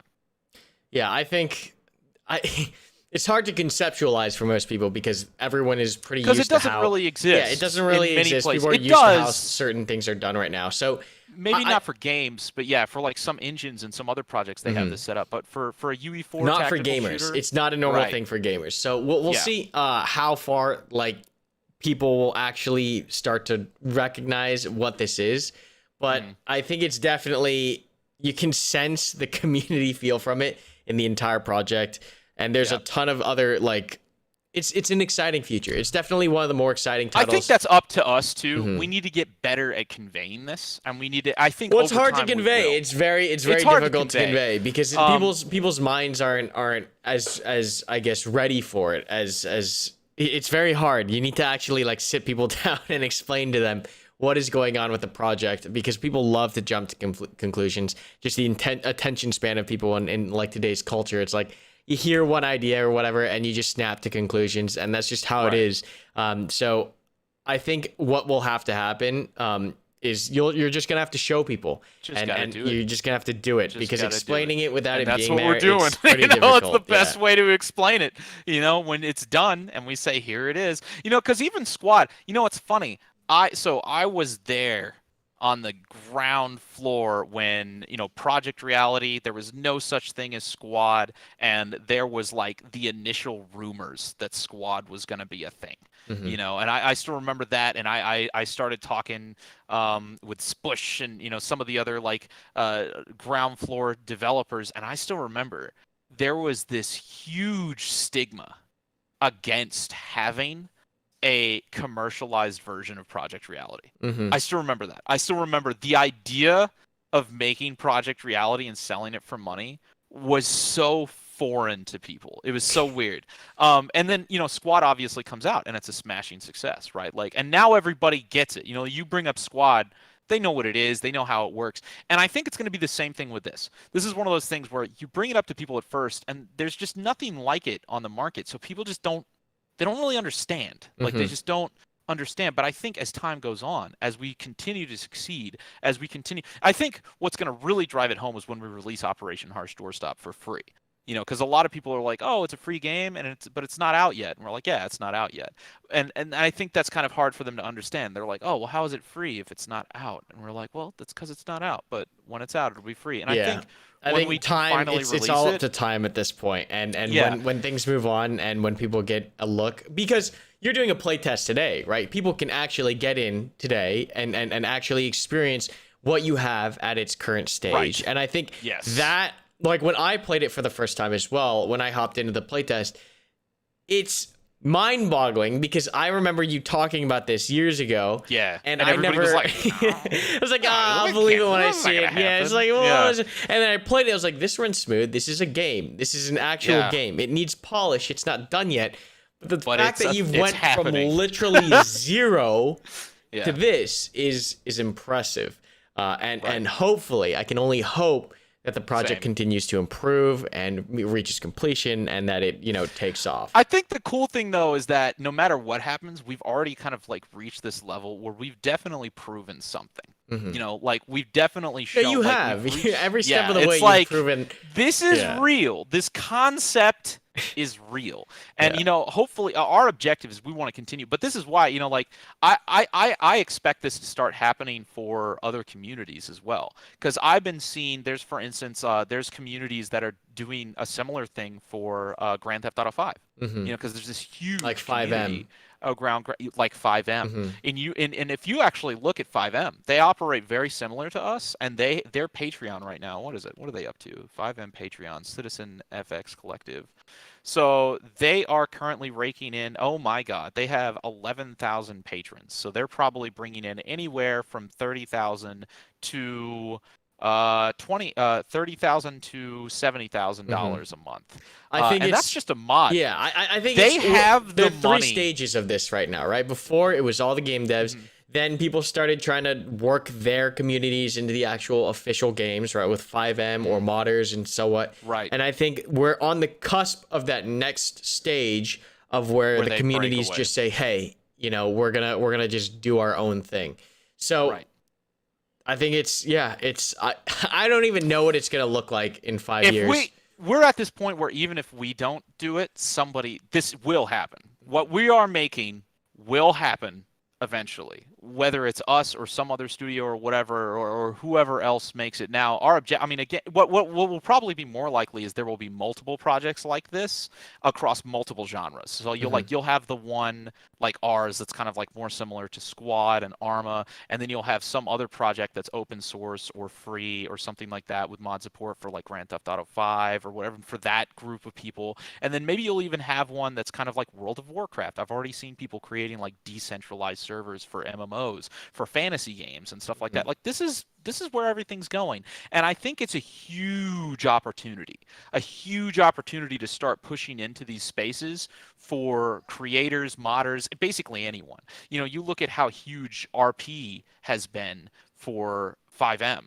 Right. I think like 90% of Twitch is GTA 5 RP, and the only way that's even possible is through the communities that It's modded through that. modding. Yeah, and I think that if we pull this off, this is going to be kind of like the next frontier, where you're going to start seeing content on Twitch where people, maybe even not necessarily OHD, but projects like this, or maybe there's going to be a mod that comes out for OHD that's going to be like, I don't know, a survival game or something, and people are going to be able to play it without having to pay a cent. So you're going to have somebody start a live stream on Twitch, and they're going to get I don't know, 10,000 viewers, and every single person is going to be like, oh, well, how do I do this? And they're going to just be like, oh, go to Steam, press download, and click this workshop item, and that's when it just will exponentially explode, because you're not going to have any paywall, you're not going to have anything stopping people from utilizing this to build massive communities, and that's what we want to kick off. So Yeah. I mean, I think we've done as good of a job as possible trying to understand what your project is about.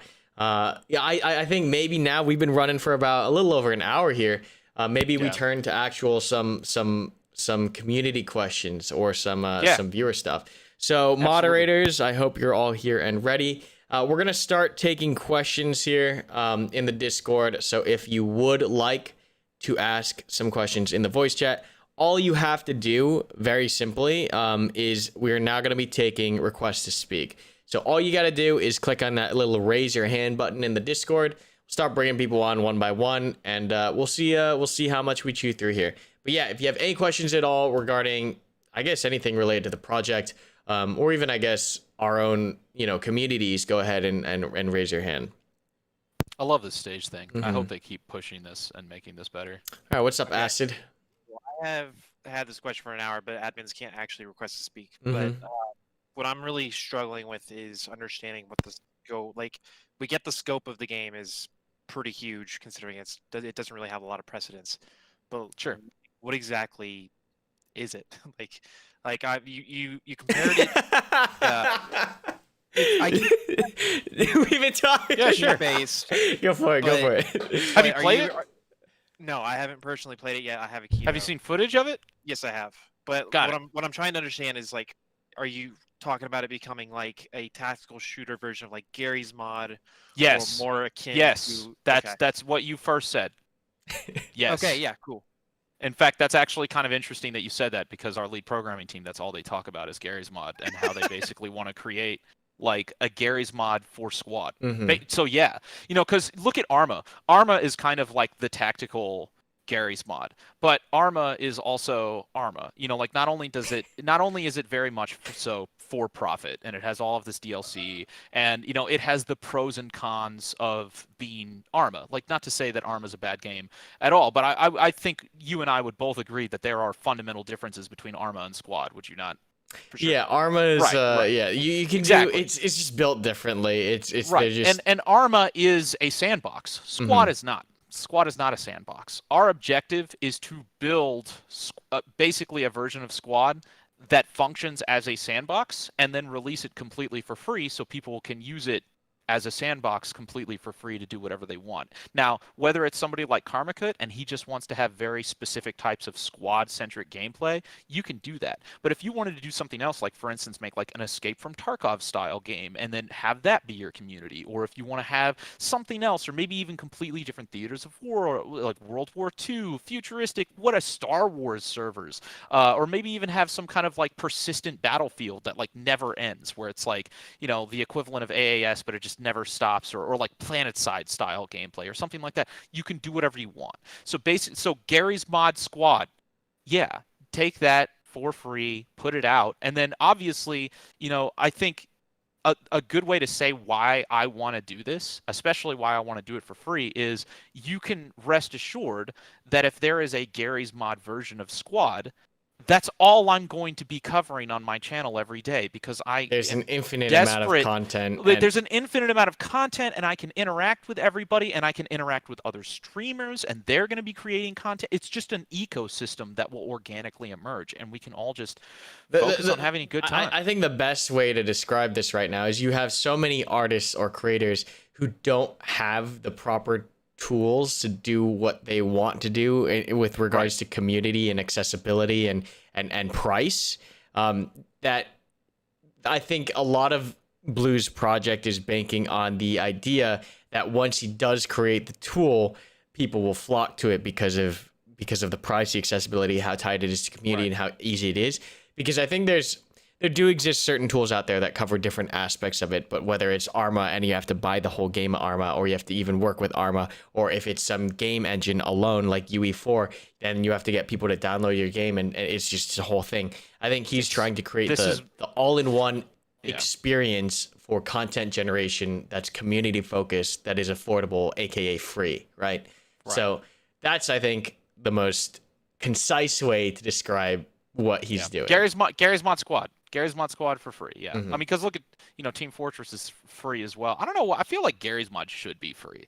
I feel like It's so everybody owns it at this point. It basically is kind of like universal. Yeah. But like I want to see more games like Gary's Mod, like sandbox. In fact, oh my God, this is where I'm gonna say the forbidden word, but Roblox. I think that Roblox is kind of an example of like a free Gary's Mod, basically. That's basically what it is. And you've seen this explosion of that. I mean, $4 billion valuation. Whether it's a kid's game or not, that's huge.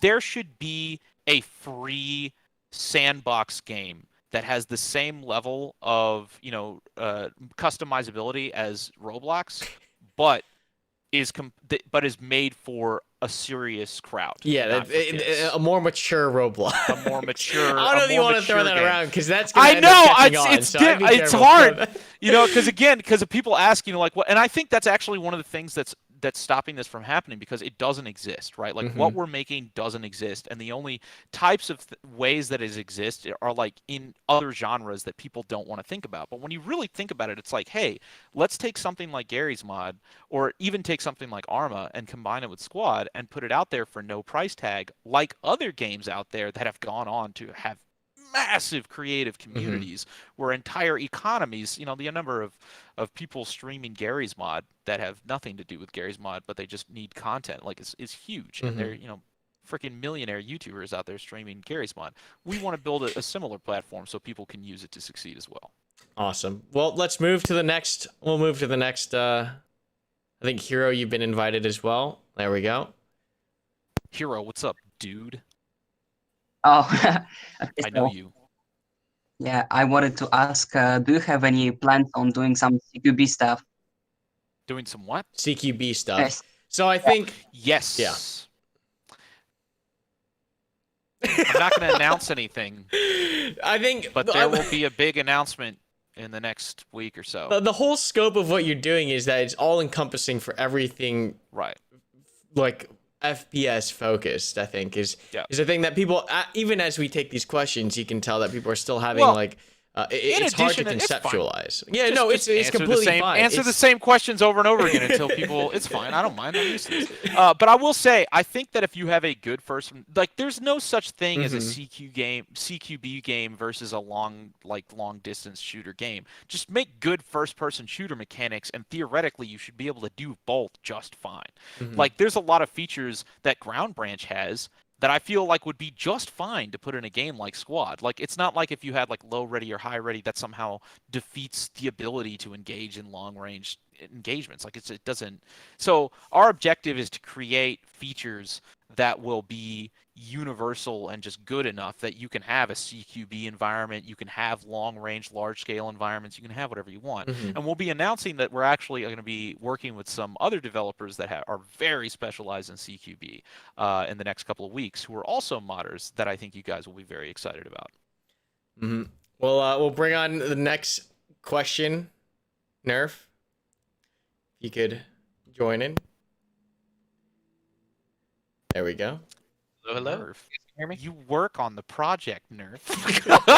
No, I'm not even here to ask a question. I'm Oh, okay. to clarify something. So, Oh, sure.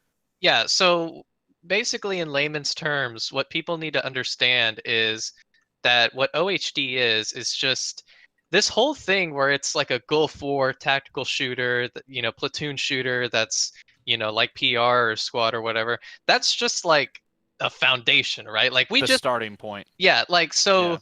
Yeah. I'm sure Bluedrake, you'd agree with me on this when I say that the reason that you're a developer on the project. I'm not going to disagree. No, I know, but like I'm kind of speaking for you here when I say that. Like the reason you chose that as the foundation is because it's like, okay, well, you love Project Reality, so I mean, let's just make that as the foundation. But like, that's just going to be the starting point, right? So like for those people who are into that sort of thing, platoon tactical shooters or whatever, like that, you'll be able to play that, right? But for everyone else who wants to turn the game into whatever else they want, they will be able to do that. Like, so much so that we are even using the default Unreal Engine skeleton, so you'll be able to literally just like drag and drop about that. animations and models from the marketplace or from a ton of different other places, like literally just drag and drop into the project. Like that is how accessible we want this project to be, basically. Like it's just the foundation. This whole Goal 4 tactical shooter thing just happens to be the foundation because it's what the team enjoys. We threw a dart on a board and we were like, Goal 4, that sounds good. Let's start there. You got to start somewhere. Yeah, so, and that's not to say that that's not that we're just throwing that out there. Like it's something we really do care about. I mean, we have a whole game design team that's trying to make it a really faithful I guess successor to PR, right? Like that's right. Or we're just trying to pay homage to it. I think another thing as well is like I think that Project Reality. It's cool to hear other devs be this. Thank you, Nerf. That was very inspiring to hear how enthusiastic love you, Blue. are. I love you too. Yeah, I think another thing to take into consideration is that Project Reality. It's gotten to this point where the idea of a Project Reality style game is kind of bigger than any single game. It's not like Squad owns AAS. It's not like, Hell Let Loose owns the logistics system. It's not like Postscriptum owns, whatever spin on Project Reality Postscriptum does. Like this idea of this specific genre of a tactical shooter is bigger than anyone. It's bigger than all of us. I think people are definitely starting to realize that. Yeah, right. because like before it was just PR, and then it was just Squad. And then now you have Postscriptum, Hell Let Loose. You have it's not going to stop there. You got Beyond the Burning Wire. Lands. You've got Burning Lands. You've got all these other.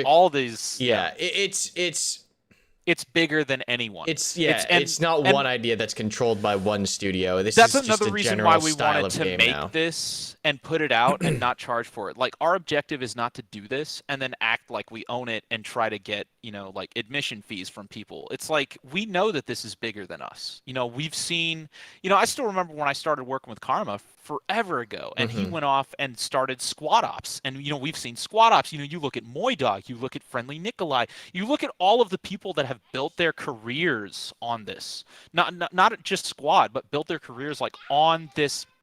Calvin, he's watching videos and he's very excited. Yes, you okay? He's built. This project is so large that people have built their careers on this and have jump-started, entire communities that have gone on to play much bigger things than Squad, that have gone on to make completely different games. You look at Hell Let Loose; those guys all come from the Project Reality community. I mean, a lot of those guys were from the Big D. I can't believe they're called. The Australian community project. Yeah, the Australian community. Look at how all these people have gone on to do amazing things. Like this is bigger than us, and this is why I think so many people have come together to work on Operation Harsh Doorstop. It's like, let's make this one time. Let's make this game. Let's make once, this and then just let everyone work on one project. Let this thing that's bigger than all of us, and give it away, and put it out there. And say, look, this is something we can all. We have all. All of us have contributed. It's a community. It's a group thing, guys. It's a group thing. We'll move on to the next question here because I know we're starting to pile up. So, Mr. Obams, what's up? But yeah, it's. I think everyone at the end of the day, walking away from this conversation, should understand that this is in fact a community collaboration. Hey, can you guys hear me okay? Yes, I can hear you. Hello, Yes. Hotbox. Yeah. I just have a question for Bluedrake42 real quick. So, how does it feel knowing that Karmakut has more subscribers than you now? oh wow, wow! It actually feels pretty good. Feels pretty good. I think it's pretty cool. I think that it just kind of goes towards the, exactly what we were saying before. Nobody owns this. This is all something, and Karma and I joke about it all the time. Like Karma, your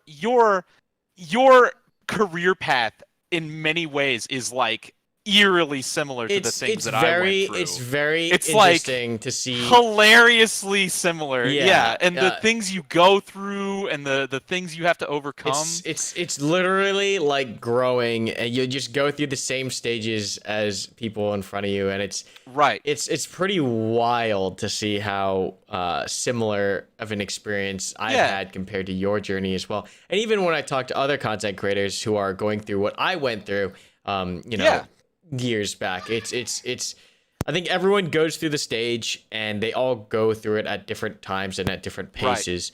But yeah, no, it's been good because, like, I mean, I've outgrown some people have outgrown me. Everything just flows together. Yeah, and it's not about that. It's not about being bigger than anybody. And again, and not only does this go back to the whole idea of like, this is bigger than all of us. Like, there is no squad YouTuber. There is no Project Reality YouTuber. Like, this is something that we all should be able to enjoy and like be around each other. But not only that, but even when I was like one of the only people covering Project Reality, because there was a time when, you'd go to YouTube and you type in Project Reality, and it was like just me, not because I'm so amazing. Like, nobody else was doing this. I gotta say, it was super lonely. Like, it was not. It was very lonely, and it's kind of cool to have all these people now that I can talk to, and like it's I nice can now seeing shoot the genre. the shit It's nice and seeing have the genre a chat. grow. It is nice. And Karma will be like, "Oh yeah, I went through this thing the other day." I'll be like, "Dude, that reminds me of the thing." Like, I didn't have coworkers back then. Yeah, I didn't have people. That's something maybe we have a discussion for on a different days. Like, that's the true. experience as Fair a enough. content creator.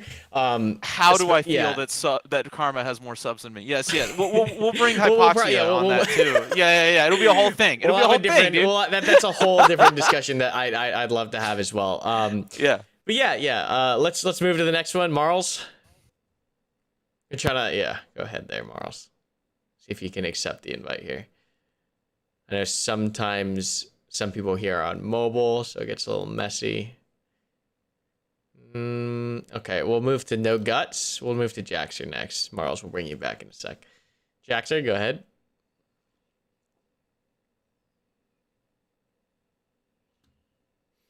Hello. Blue, can you hear me? Did my mic cut out? No, I don't hear him. There we go. Hello? I'm sorry. There you go. My bad. All good. It's all good. We don't forgive you. Yeah, anyway, this is the first I'm hearing of your stuff, by the way, and it sounds just amazing, this whole model you've built of all this stuff. What I want to ask is, do you see this model of development becoming mainstream should this be a success? Well, it's funny. This is something that could benefit other studios that are maybe flagging with development now. What comes to mind is something like Battlefield, Citizen, which maybe isn't flagging in development, but who knows anyway. No, dude, get this. Okay, should they see that your project works, that your method of development, it'll change everything. There's a tweet recently. Can you guys exactly. Can you help? Exactly. No, because that's what people say every time there's like a new Battlefield game that comes out. You'll see on Reddit, everybody will be like, "Dude, how much money would it cost to just hire these guys to make it for the community?" Right. We have that answer. Like, we've figured it out. And not only that, but if you were to look at Unreal Engine 4, I just did a video on this the other day, but if you were to look at Unreal Engine 4, we've built this game to take advantage of Unreal Engine 4, because let's be honest, we did not make Unreal Engine 4. When you compare the amount of money that we've put into developing Operation Harsh Doorstop compared to the amount of money that was put into developing Unreal Engine 4, it's like nothing.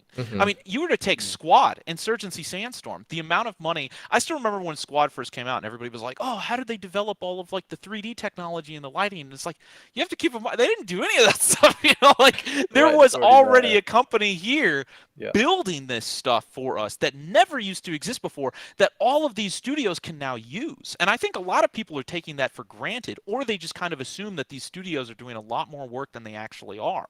And even Star Citizen, even though they've done a significant amount of work, that's already being built on an engine. All of this stuff is made on the shoulders of giants, the shoulders of absolute giants.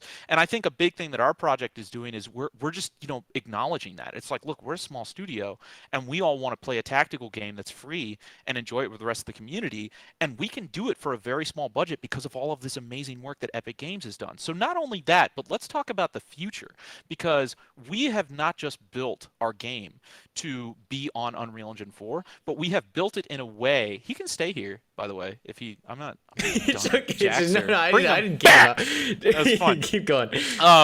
But we have built this in a way where not only can we take advantage of the existing Unreal Engine 4 engine, but we can take advantage of all future versions of Unreal Engine 4 as well. And some of the things that you've seen is that Unreal Engine 4, for a variety of reasons, is actually delving much more deeply into incredibly complex physics replication. So, you know, like more stable replicated physics over a network, but also are developing entire procedural world generation, i.e. Star Citizen or No Man's Sky. And this is where this is long-term stuff, right? But this is like if we succeed at this is where things get crazy.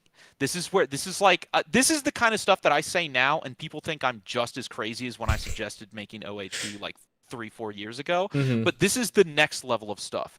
If Unreal Engine 4 in a future version comes out with procedural world generation, we would be able to put that in OHD because it already uses Unreal Engine 4. So imagine at some point in the future, 4.3 comes out and it has procedural world generation, and suddenly somebody makes a mod where you can have an entire planet with squad style gameplay. That's the kind of stuff that can happen. It's a big dream. It's a big dream. Here's the thing. It's not as big as you think it is. This is what you're saying now. This is exactly. This is the kind of stuff that is happening, and it is happening very quickly. Procedural world generation tech is actually not nearly as complex as it was before. People are getting better at it. It's getting more lightweight. If you were to look at Fortnite, for instance, a lot of people are saying, you know, oh, how is Operation Harsh Doorstop ever going to have destructible environments similar to something like Bad Company 2? You look at Fortnite. Fortnite has incredibly large-scale destruction. You have all of these buildings. Now, it might be a little bit more cartoonish destruction, but that tech is the same. It's universal. And Epic Games is slowly releasing, because they're kind of like us and they're very philanthropic, and you know, Epic Games just loves releasing stuff for free. They've been very helpful with us. And they've been releasing more and more stuff of like, hey, here's how we did this with Fortnite. We're bundling this in 4.26. They're really, you know, that's what Chaos is built on as well. We might get to a point where they'll release a lot of the same stuff that they used in order to create the destruction system for Fortnite, and then we can adapt that and create a Bad Company 2 style destruction system for our own game. That is the one thing that a lot of the tactical shooters are more or less missing right now, right? Is destruction or destructible environments. Right. And we already showed off a couple of prototypes where we did just that. Yeah, even if it's limited stage destruction, right? It's incredibly. In a contemporary shooter, it's hard to imagine games where you can't bust down walls or your tank can't shoot through a fence, and that is one of the most.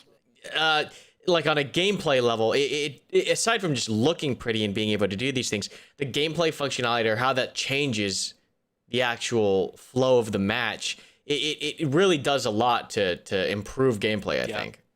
Yes. Yeah, so like that's the kind of stuff that we're pushing towards. Look at Source Engine as well. I think when they released Source Engine, I think that's kind of similar to what we want to do with UE4. I still remember when Source came out and they had Steam and you could release like Source Mod. Insurgency started that way. Everything started that way. We want to do that again. We kind of want to do what Valve did with Source and how they released that, and everybody started building games on it and they like built this. We want to do that with OHD. Yeah. So and then who knows what can come from that, especially with how meteoric the rise of UE4 has become and how much new features it's getting like every freaking day. Yeah, but thank you for the question, Jaxer. This has been great. Yeah, we're gonna roll it. We're gonna keep rolling. The questions are racking up. Marls, you're next. Hello. What's up, buddy? What's up? Hello, I have like a question I wanted to ask. Do you plan to add like any combat vehicles? Like, I don't know, maybe a tank, maybe planes, maybe. Yes. Mm. It'll be Yeah. Okay. Yeah. Go ahead. What's up next? Also, another thing. When would you consider the game to be like complete or like in the finished state? So this is an interesting thing I want to ask you, Blue. And thank you for the question, Miles, is how much of, because you have essentially two different models of games, right? You have one where it's like you set it, you fix it, you ship it, right? And then maybe you hotfix, and then you have living service games. And then you have DevOps. Yeah. So the question here is how far my initial thought is that this is going to be a very living game where you are constantly going to be working on this, and this is the platform alone, and there's not going to be really like an OHD2. The completed game. Yeah. Mm-hmm. The completed game will have World War II, World War I, Vietnam, and Gulf War. It will have logistics, light ground vehicles, a tank, and an APC. And then we're going to be working on helicopters and jets. But what we'll be doing is we will be setting a 1.0, similar to Squad. You know, Squad's got their 1.0, and then everything that happens after 1.0 is like, you just keep going, you know. Mm-hmm. So that's how we will have like a 1.0, and we'll say, hey, here it is. It is, for all intents and purposes, complete. But we're not going to stop. You know, it will continue to be an evolving experience forever. And what we'll do is we'll be forever. Yeah, why not? Look at, dude, have you seen Project Reality?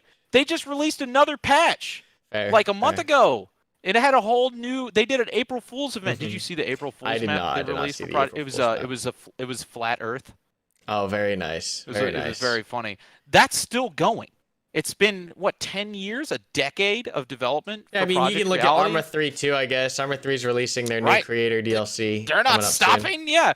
Why should we? So, you know, look at all these games. So, for clarification, there will be a 1.0. It will have a very clearly defined finish line. But when that's done, I mean, I'm not going anywhere. It's not like I'm just going to, like, jump in my grave and just stop making stuff.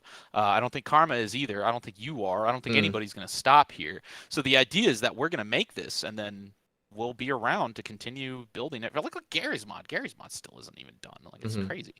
So yeah, there will be a 1.0, and then after that, it'll just be perpetual development. But it will be stable.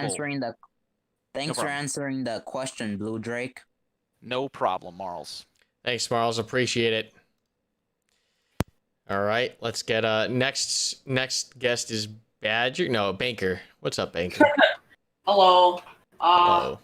We get like a release date window, maybe? That's a good question.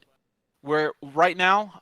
We're in phase 2. We are hoping to have our full release on November, but I'm not sticking to any release dates right now. So it's probably going to take us around 2 months for AI and Steam Workshop, and then an additional 2 months for getting networking in. Hopefully for vehicles, we're hoping to have vehicles in on launch, and then an additional month or so for bug fixing, polish, etc., and then we will launch. That is the goal. So sometime November this year, right? Hopefully. Do not hold tentatively. Yeah. Thanks, Baker. Thank you for answering my question. Badger.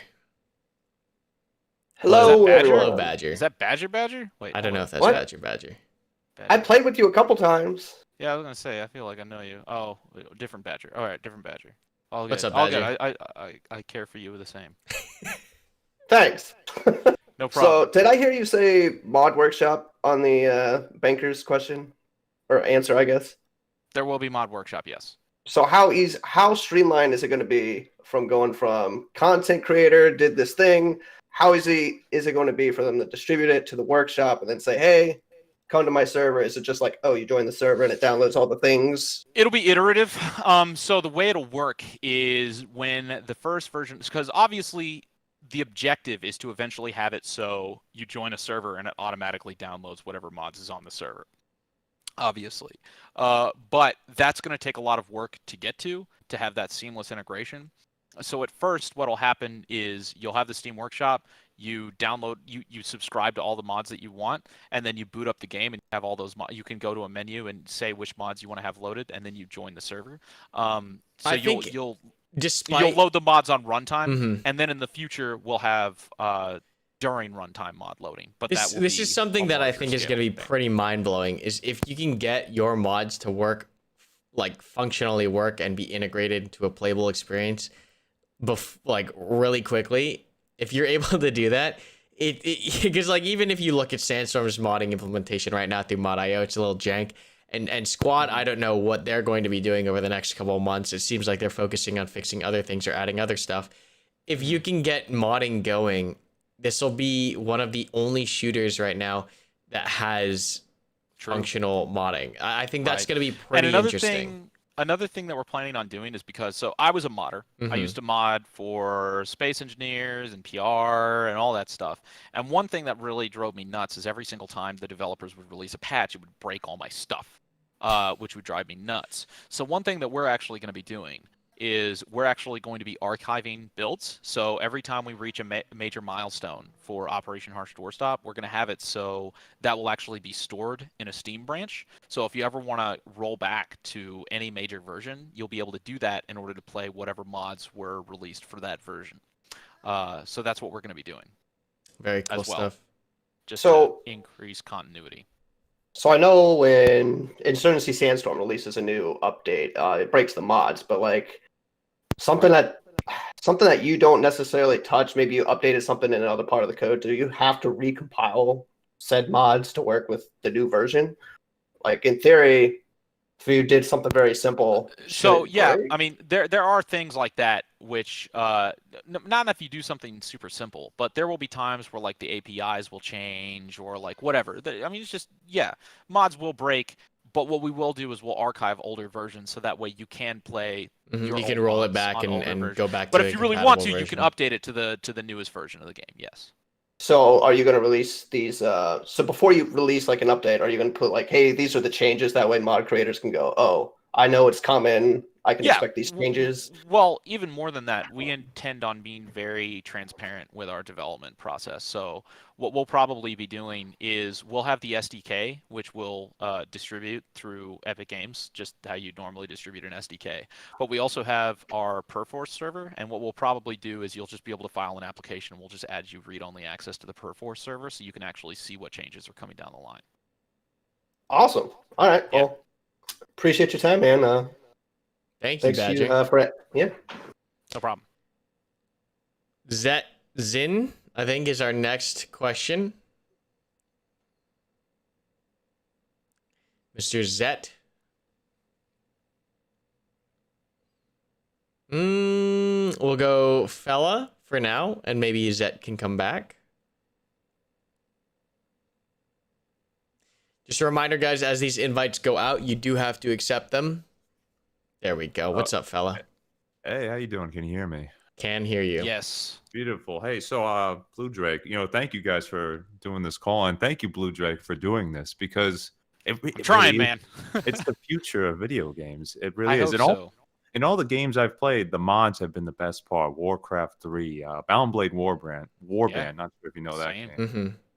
And I wanted to suggest, like, I don't know who reached out to who with this one. I'm a copywriter. I help people sell things. And I hope you're, like, reaching out to people because there's probably a lot of YouTubers who this could benefit when it's built out. That's one of the ideas. Yeah, I agreed. Yeah, it's difficult. I mean, so, look, here's my thing. I don't want to have to tell people to cover this. Yeah. Like, I have my own YouTube channel. I can cover this. I don't want to go to people and be like, yo, hey, because like, I'm a YouTuber. I have an email address. I know exactly how much other YouTubers get badgered to play whatever, game. So I want to create a game where the influencers want to cover it. Like they want to use it for, themselves. Like I'm hoping that I will not have to like actually hunt YouTubers down and like beg them to It should cover be in their own self-interest because they'll be able to interest. grow. And if they want to cover it, that's awesome. And if not, okay. But yeah, I get it. You don't want to be a burden to people. You have empathy for YouTubers. He wants it to be organic. You've been there. Yeah, he wants it to be organic. Not just YouTubers, modders, basically anybody that's kind of like learning themselves, self-made, and wanting to be a part of a community. I mean, that's I want to make something for everyone. Listen, I understand that you have empathy for the situation. You don't want to bother them, but you have something that is truly great. Listen, bothering someone with something truly great isn't bothering them. Yeah, no, fair enough. You're super enthusiastic. I appreciate the enthusiasm. I will say, so, like we already have a lot. I think we already did have a big wave of people that really, like FriendlyNikolai did a video on it. Karma did a video on it. Moydog did a video on it. I don't know who else I would even probably Drewski, maybe even Jack Frags. Listen, anyone who shoots that's up to them on video games, get in touch. That is their call. Maybe.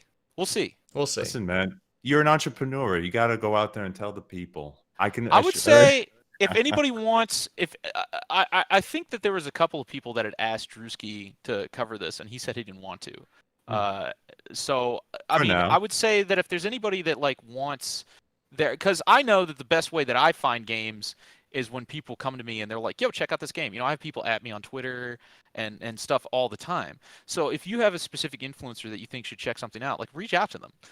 I think it means a lot more for those kinds of things to come from people that are not me than to have me be asking people. So like if you want somebody to cover the game, I think it would mean a lot more for you to ask those people or to try and tell those people about this product than me. Because it's going to mean a lot more coming from somebody else than the person who's like making it. But once again, once this thing's built out, they'll be able to do so many amazing things. Like Karma will be able to create scenarios and then play them. Right. With any yeah, of that his was one viewers. thing that we really wanted to do. So like One Life game modes and events and stuff like that will be very. You'll have much more control over, and you'll be able to like develop your own stuff. Yeah. The creativity and options are limitless once it's built out. So all these people, all these YouTubers, and the people who watch them can benefit immensely from it. I mean, the story is that game development, you couldn't do anything when it first came out. Now anyone with a $500 computer can build a game. Right. Yes, exactly. Yeah, and that's something that we really want to take advantage of with OHD, where it's like, hey, you know, are you getting started in game development? Well, you can download Unreal Engine 4 and an SDK, and you can, you know, download this free game and start tinkering around and see your work instantly come to life. It's going to be hopefully a great gateway for people who want to learn how to game develop in Unreal Engine 4 as well. And we can create a community around this of people kind of like helping each other, learning from each other. I mean, that's what Project Reality was. You know, I still remember everybody was there. You know, they were learning from each other, all the animators, they're sharing their work. I mean, it was very what's the word, cathartic? I don't know if that's the right word, but it was very liberating. It was a great place, and I want to create a place like that again. Dude, absolutely. I want last thing. I don't want to push it anymore. Just think of it like this: you're not contacting these people just to play your game or whatever. You're asking them to join this movement of how video gaming is changing overall. It's a movement. I think right people. now, Will I'm see not it. gonna ask. Yeah, people will. I think people. I'm will not see gonna it. be the one. They'll either see it or they won't. I think as things move forward.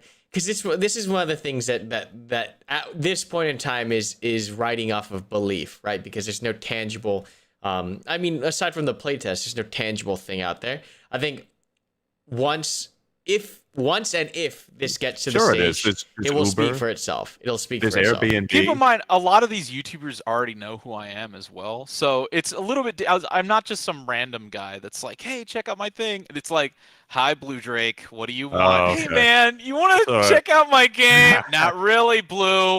You know, like, so it's a little different. Get someone who doesn't have a history or whatever. Yeah. But if you want to suggest it, I think, you know, maybe that would get their attention, absolutely. But I don't want to be that guy that's kind of like exploiting his friends' network or anything like that. If people believe in this, I'm totally down to work with them and make something out of this where we can all benefit. But I don't want to be like the guy shoving it down like their throats or anything.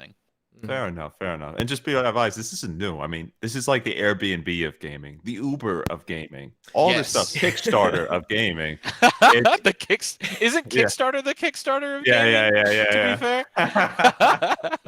But yeah, no, I think I appreciate the enthusiasm, and I think that, you know, with enough people's support, we can band together and we can turn this into something amazing. And I think it'll be a snowball effect, you know, because what we have right now, it's very tiny. It's proof of concept. It works, but it's still not at that point where I think it's blowing people away. But as we continue to amass more and more people, because we had, you know, Wasti just came in the other day, you know, and he was from Squad Ops. You know, he came in and he just built out the entire construction system for deploying fobs. And we were like, hell yes, like this is great. People are really starting to come together. And I think the more people come together, the faster everything is going to start, you know, developing. The objective is think about this. This is all rising on momentum, right? And it's just exponential growth.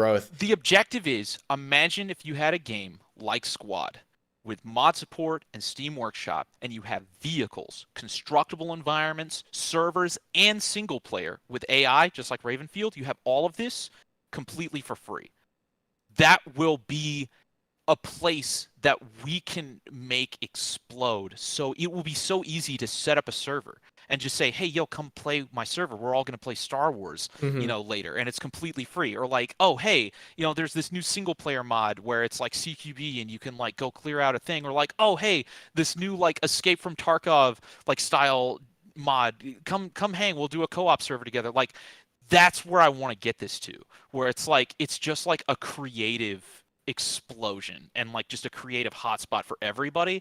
And I want to continue pushing, like I want to continue looking into licenses, because I do want to get to a point. It would be cool if I could get Operation Harsh Doorstop to a point where it's like so completely open, where even like after I die, it just like continues developing itself and it turns into like a truly neutral place that like nobody really owns, but it's just developed by the community. I swear, isn't there another game like this? I swear somebody, oh, right, Command & Conquer Renegade.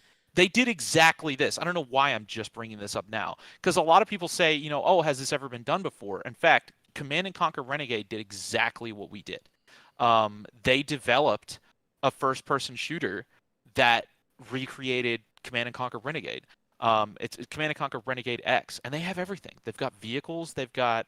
So if you guys have never seen that, go check out Command & Conquer Renegade X. It is literally this, but for EA's Command & Conquer Renegade. The only problem there is that since it is based on Electronic Arts' intellectual property, they can't really, and it's also on Unreal Engine 3, so it's not on Unreal Engine 4. They can't really do what we're doing with it. Like, they can't put it up on Steam because EA would sue the hell out of them. They can't do a lot of stuff. But if we can do this, and we do this without anybody else's IP, like this isn't using Star Wars, this isn't using anything. It's using only open assets like from World War II or Gulf War that nobody really owns. We do this, we put it out for free. It'll have a similar kind of community that Renegade X had times 1 billion. Or the same kind of community that Project Reality had times 1 billion. Because I think, honestly, if Project Reality wasn't based on Battlefield 2, I don't think Squad would have ever existed, because Project Reality, if it was on a modern engine that could have continued updating, but the problem is Project Reality, they can't put that game on Steam because they get sued by EA. They can't modify it past a certain point. This isn't a mod. This is a platform for a mod. And that's why what we wanted to do, it's like, okay, well, Project Reality could have been huge. It could have been so much bigger if it wasn't for these few key things like intellectual property rights and all that stuff. Let's just do that again and do it right this time, so there's no limitations at all. There's nothing. And we put this out for free, just like how Project Reality was, but since there's nothing weighing it down anymore, there is no limiting how far it can come out and how far it can go. It might get to a point where, like, Battlefield 7, they're going to have to think of, because if we do our job successfully, imagine we pull this off and we get to a point where it's like we've got 100 players and there's destructible environments and there's vehicles and there's all this stuff. EA is going to have to look at what we're doing. They're going to be like, well, we definitely can't make Battlefield 7 a modern game again. We're going to have to think of something unique. We can't just roll out the same crap anymore because the community's doing it as good as we are. We want to get to a point where, like, that's the environment, where it's like the community has built something where we can self-sustain ourselves forever. And all of these other studios, not to say that they'll ever go away, but maybe they'll go back to the way that they were, and they'll actually really push on innovation and doing things that nobody else is doing, instead of just churning out the same copycat stuff every single month. Dude, absolutely. And one last idea for you before I go. Why don't you try contacting, I don't know if you can get in touch with Henry Cavill, but he's rich, plays video games. He's just this actor. He was the Superman or whatever. But find people who like video games or rich. Henry Cavill. Oh, yeah. Yeah. Did he do Witcher? Yeah, he did. Yeah. Great on Netflix. But 10 grand, 20 grand is a drop in the bucket to them. They could one of those people could bankroll them. So there's a lot of different places. Like we're hoping there's a bunch of different places that we're hoping we can get funding. We were hoping on bringing the game to Xbox, maybe making some kind of deal with Microsoft where it's like, hey, maybe you'll help us fund development if we release a free game on Xbox. More people are going to be buying Xbox if that happens. So maybe it would be worth. There's a lot of different places that we can hopefully get funding and pull funding from. So yeah, we'll definitely look up every single opportunity we can to continue. I mean, that's how we've gotten this project this far as well. I mean, a big part of it is Patreon, but we've had a lot of people that we contract for. So for instance, like Manicore, We did contract work for Manicore, and they funded 4 months of development of Operation Harsh Doorstop, and we just made levels for them and assets. So we just do day job work for other studios. Like, we'll do whatever we have to do in order to get this project funded. So yeah, we do that all the time. Thank you, fella. Take it easy. So we are actually running out of time here. Maybe one more question, and then we'll probably end up calling it, because I know we have the you have the play test in about we do 7 have the minutes. play test. So if anybody wants to come play the game immediately after, we're going to be giving away free keys for the pre-alpha, and then we're going to be doing a big event. So if anybody wants free keys, I don't know where they are. I guess you can just join the official OHD Discord. I think Gooms is giving them away right now. Yeah. So yeah, yes. Hey, so I had a question about when you said earlier that you'd be asking the community for help when building maps, and they'd be paid accordingly to the quality of the map. Is that only for maps, or will it also include like models and everything else? As long as we have the ability to vet it, yeah. Programming gets a little bit weird. Yeah, that's what I was gonna ask. Well, no, so we're still available to that, but like it's a lot easier to say, hey, make this asset, and like the asset's either good enough or not. But programming, if you want, we definitely pay programmers, but you have to work with us because it's a lot harder for us to be like, oh, make this system, because then you'll make it and give it to us and it'll be like incompatible with like 7 other things. You know? So in order, we definitely work with programmers, but it's a different system. So it's like we either play hourly, or we'll like get you and we'll pay you per milestone, but you have to already be in the code base. You can't work externally. You have to actually join the team and talk to the other programmers and plan with them on what you want to do. Yeah, so how would people like me who just want to help the community as a programmer help you with this game? What steps would we have to take in order to help? Literally all you have to do is join this server. 1 second. Bam. Join there. Read the directions. Oh, and we'll get you involved. Okay. That's how we do it. We kind of utilize Discord almost like Slack. Yeah, so we even have, we kind of built this entire project through Discord. That's kind of how it started. So we have a single Discord. If you want to help, you go there. There's an application process. And then what we want, because some people, they don't like filing applications. But what we'll do is when we release the SDK, there won't be any application. In fact, when we release the SDK, what will happen is we'll be able to assess your work much more easily, because we'll put out the SDK, and then you can just make like a script or like blueprint or like whatever. Yeah. And then if it's good enough, we can just pull it up and be like, oh yeah, this is it. But until then, yeah, just file an application and we'll onboard you. Or you can wait for the SDK. Up to you. Okay, sounds good. Thanks, will you be posting this link for everybody else? Yeah, sure. Where is it? You drop in the stage channel. General, stage channel. And you can also join the official OHD channel as well. Stage, there it is. Bam. So join there. So yeah, that's where we coordinate everything. But we want to get to a point where you don't have to join our server to contribute. Like, but the problem is for security reasons, like we have to keep it kind of closed right now. Yeah, I completely so like understand. we have our Perf4 server, we have our C++ scripts. Like we want to make sure that like we're getting everything made, and then we're going to release it like in a responsible way, so that way everybody can have access. But before we get to that point, there's still like a whole bunch of like security stuff that we have to do to the build, so that way it doesn't get, completely destroyed.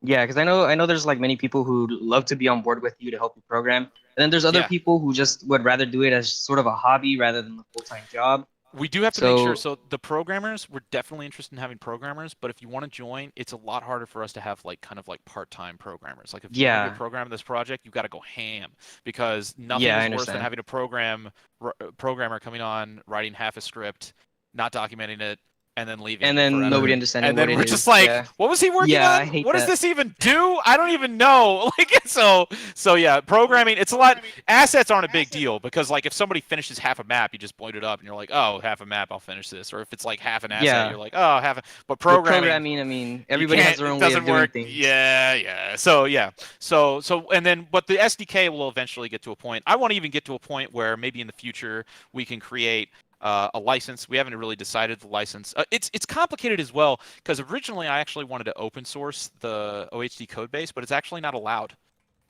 Epic Games doesn't allow you to. You can't just put up a project. You have to go through like a very specific thing. You can't just release project files straight up, which is kind of a shame. Dumb. I know. Yeah, I know, right? Our whole original thing where we were It'd just be so much easier. We were just going to throw this all up on GitHub and be like, yo, let's go. But like, laws. But, again, who knows? Well, who knows if that'll change in the future? Right now, we have created a system that satisfies everybody's needs. So Epic Game, we met with Epic Games. We were like, we want to do this project. How can we do this like without breaching your ULA? And they told us how. This is how. And then when we released the SDK, anything that Epic Games requires us to keep confidential will be pre-compiled, so that way we're not releasing anything that's not allowed to be released from the engine, which is also a reason why everything has to be through an application right now, because you have to sign an NDA in order to get access to stuff, because you have to make an account with Epic Games anyways and agree to their ULA as well before you're given access to like the engine source code. So but we have a system where, especially as things continue to grow, and like once we release the SDK, it's going to start getting much more open and much more structured. So that way, there's no BS or weird account making process that you have to go through in order to like get access to the understand. SDK. Thanks, Death Ripper. Appreciate it. Death, if you wanna talk to me later, dude, just message me. These questions are I think in the future we'll probably do one question per person, just because there are a ton of questions moving on. We gotta play the we're running out of time here. They've gone on for 2 hours. Okay, we gotta close this up here. If there's any other questions, send them over to Blue. Blue and I are both very accessible as creators or whatever. Or just join our dev Discord. Just go ask public, and then, we'll do the thing. There's Discords on both. This isn't the last TacTalk you're gonna do. No, right? there's plenty of opportunities. Like, it's not hard to reach either one of us if you want to talk. We are gonna do more of these, hopefully. If you have any questions, like I said, you can ask them in either of the Discords. Just ping either one of us, and we'll try to get to them. But we are running out of time. This went much longer than I expected. I think we're coming up on 2 hours flat here. And there's a playtest for OHG going on right now. So if you are interested in doing that, Blue will tell you where to go. If you want to get keys for that, I think they're doing key giveaways now. And I think, are you streaming the playtest, or are you just going to play? I'm just going to keep this stream going and just stream that. So I'll send all the guys over on my stream. Head over to Bluedrake's. He's going to be streaming the playtest for OHG. Can you raid people yet on YouTube? I think I might be able to. You might be able to do a live redirect. I saw something. Yeah, I can do a live redirect. Sick. Oh, I can't. No, not. Viewers can be sent to a premiere or another live stream after this one ends. I can't. I don't know. I have to choose. I don't think so. But that's gonna be. You should let the professional YouTuber figure it out for you. Yeah, we'll do more of these. If you have any feedback for how this went or any ideas, hit them up in the suggestions channel in my Discord. Bluedrake stuff, you know where to find him. All the links are gonna be in the stage chat. Or you can head over to his live stream right now. A lot of cool stuff going on. It's exciting for the future. We'll see where it goes, and hopefully it's as revolutionary as we want it to be. I'm excited for the project, Blue, and I'm looking forward to what comes from all this. Appreciate it. Yeah, I mean, we're gonna still be doing stuff together for a while, so like we're all in the trenches together. Yeah. So yeah, no, absolutely. All right, dude. I'm gonna go do the playtest. Take it easy, Blue. Thanks for dropping by. I appreciate it. No problem. Cheers, dude. Cheers. And that's going to wrap up TacTalk number 1, guys. I hope you had fun. It was a little rough because it's the first live podcast TacTalk Discord stage thing that we've ever done. But like I said, any suggestions, drop them in the suggestions box. And then if you need to reach either one of us, we're both very accessible. You know how to do that. Just either one of the Discords. But thanks so much for watching, guys, and listening. And we'll see you next time for the next TacTalk.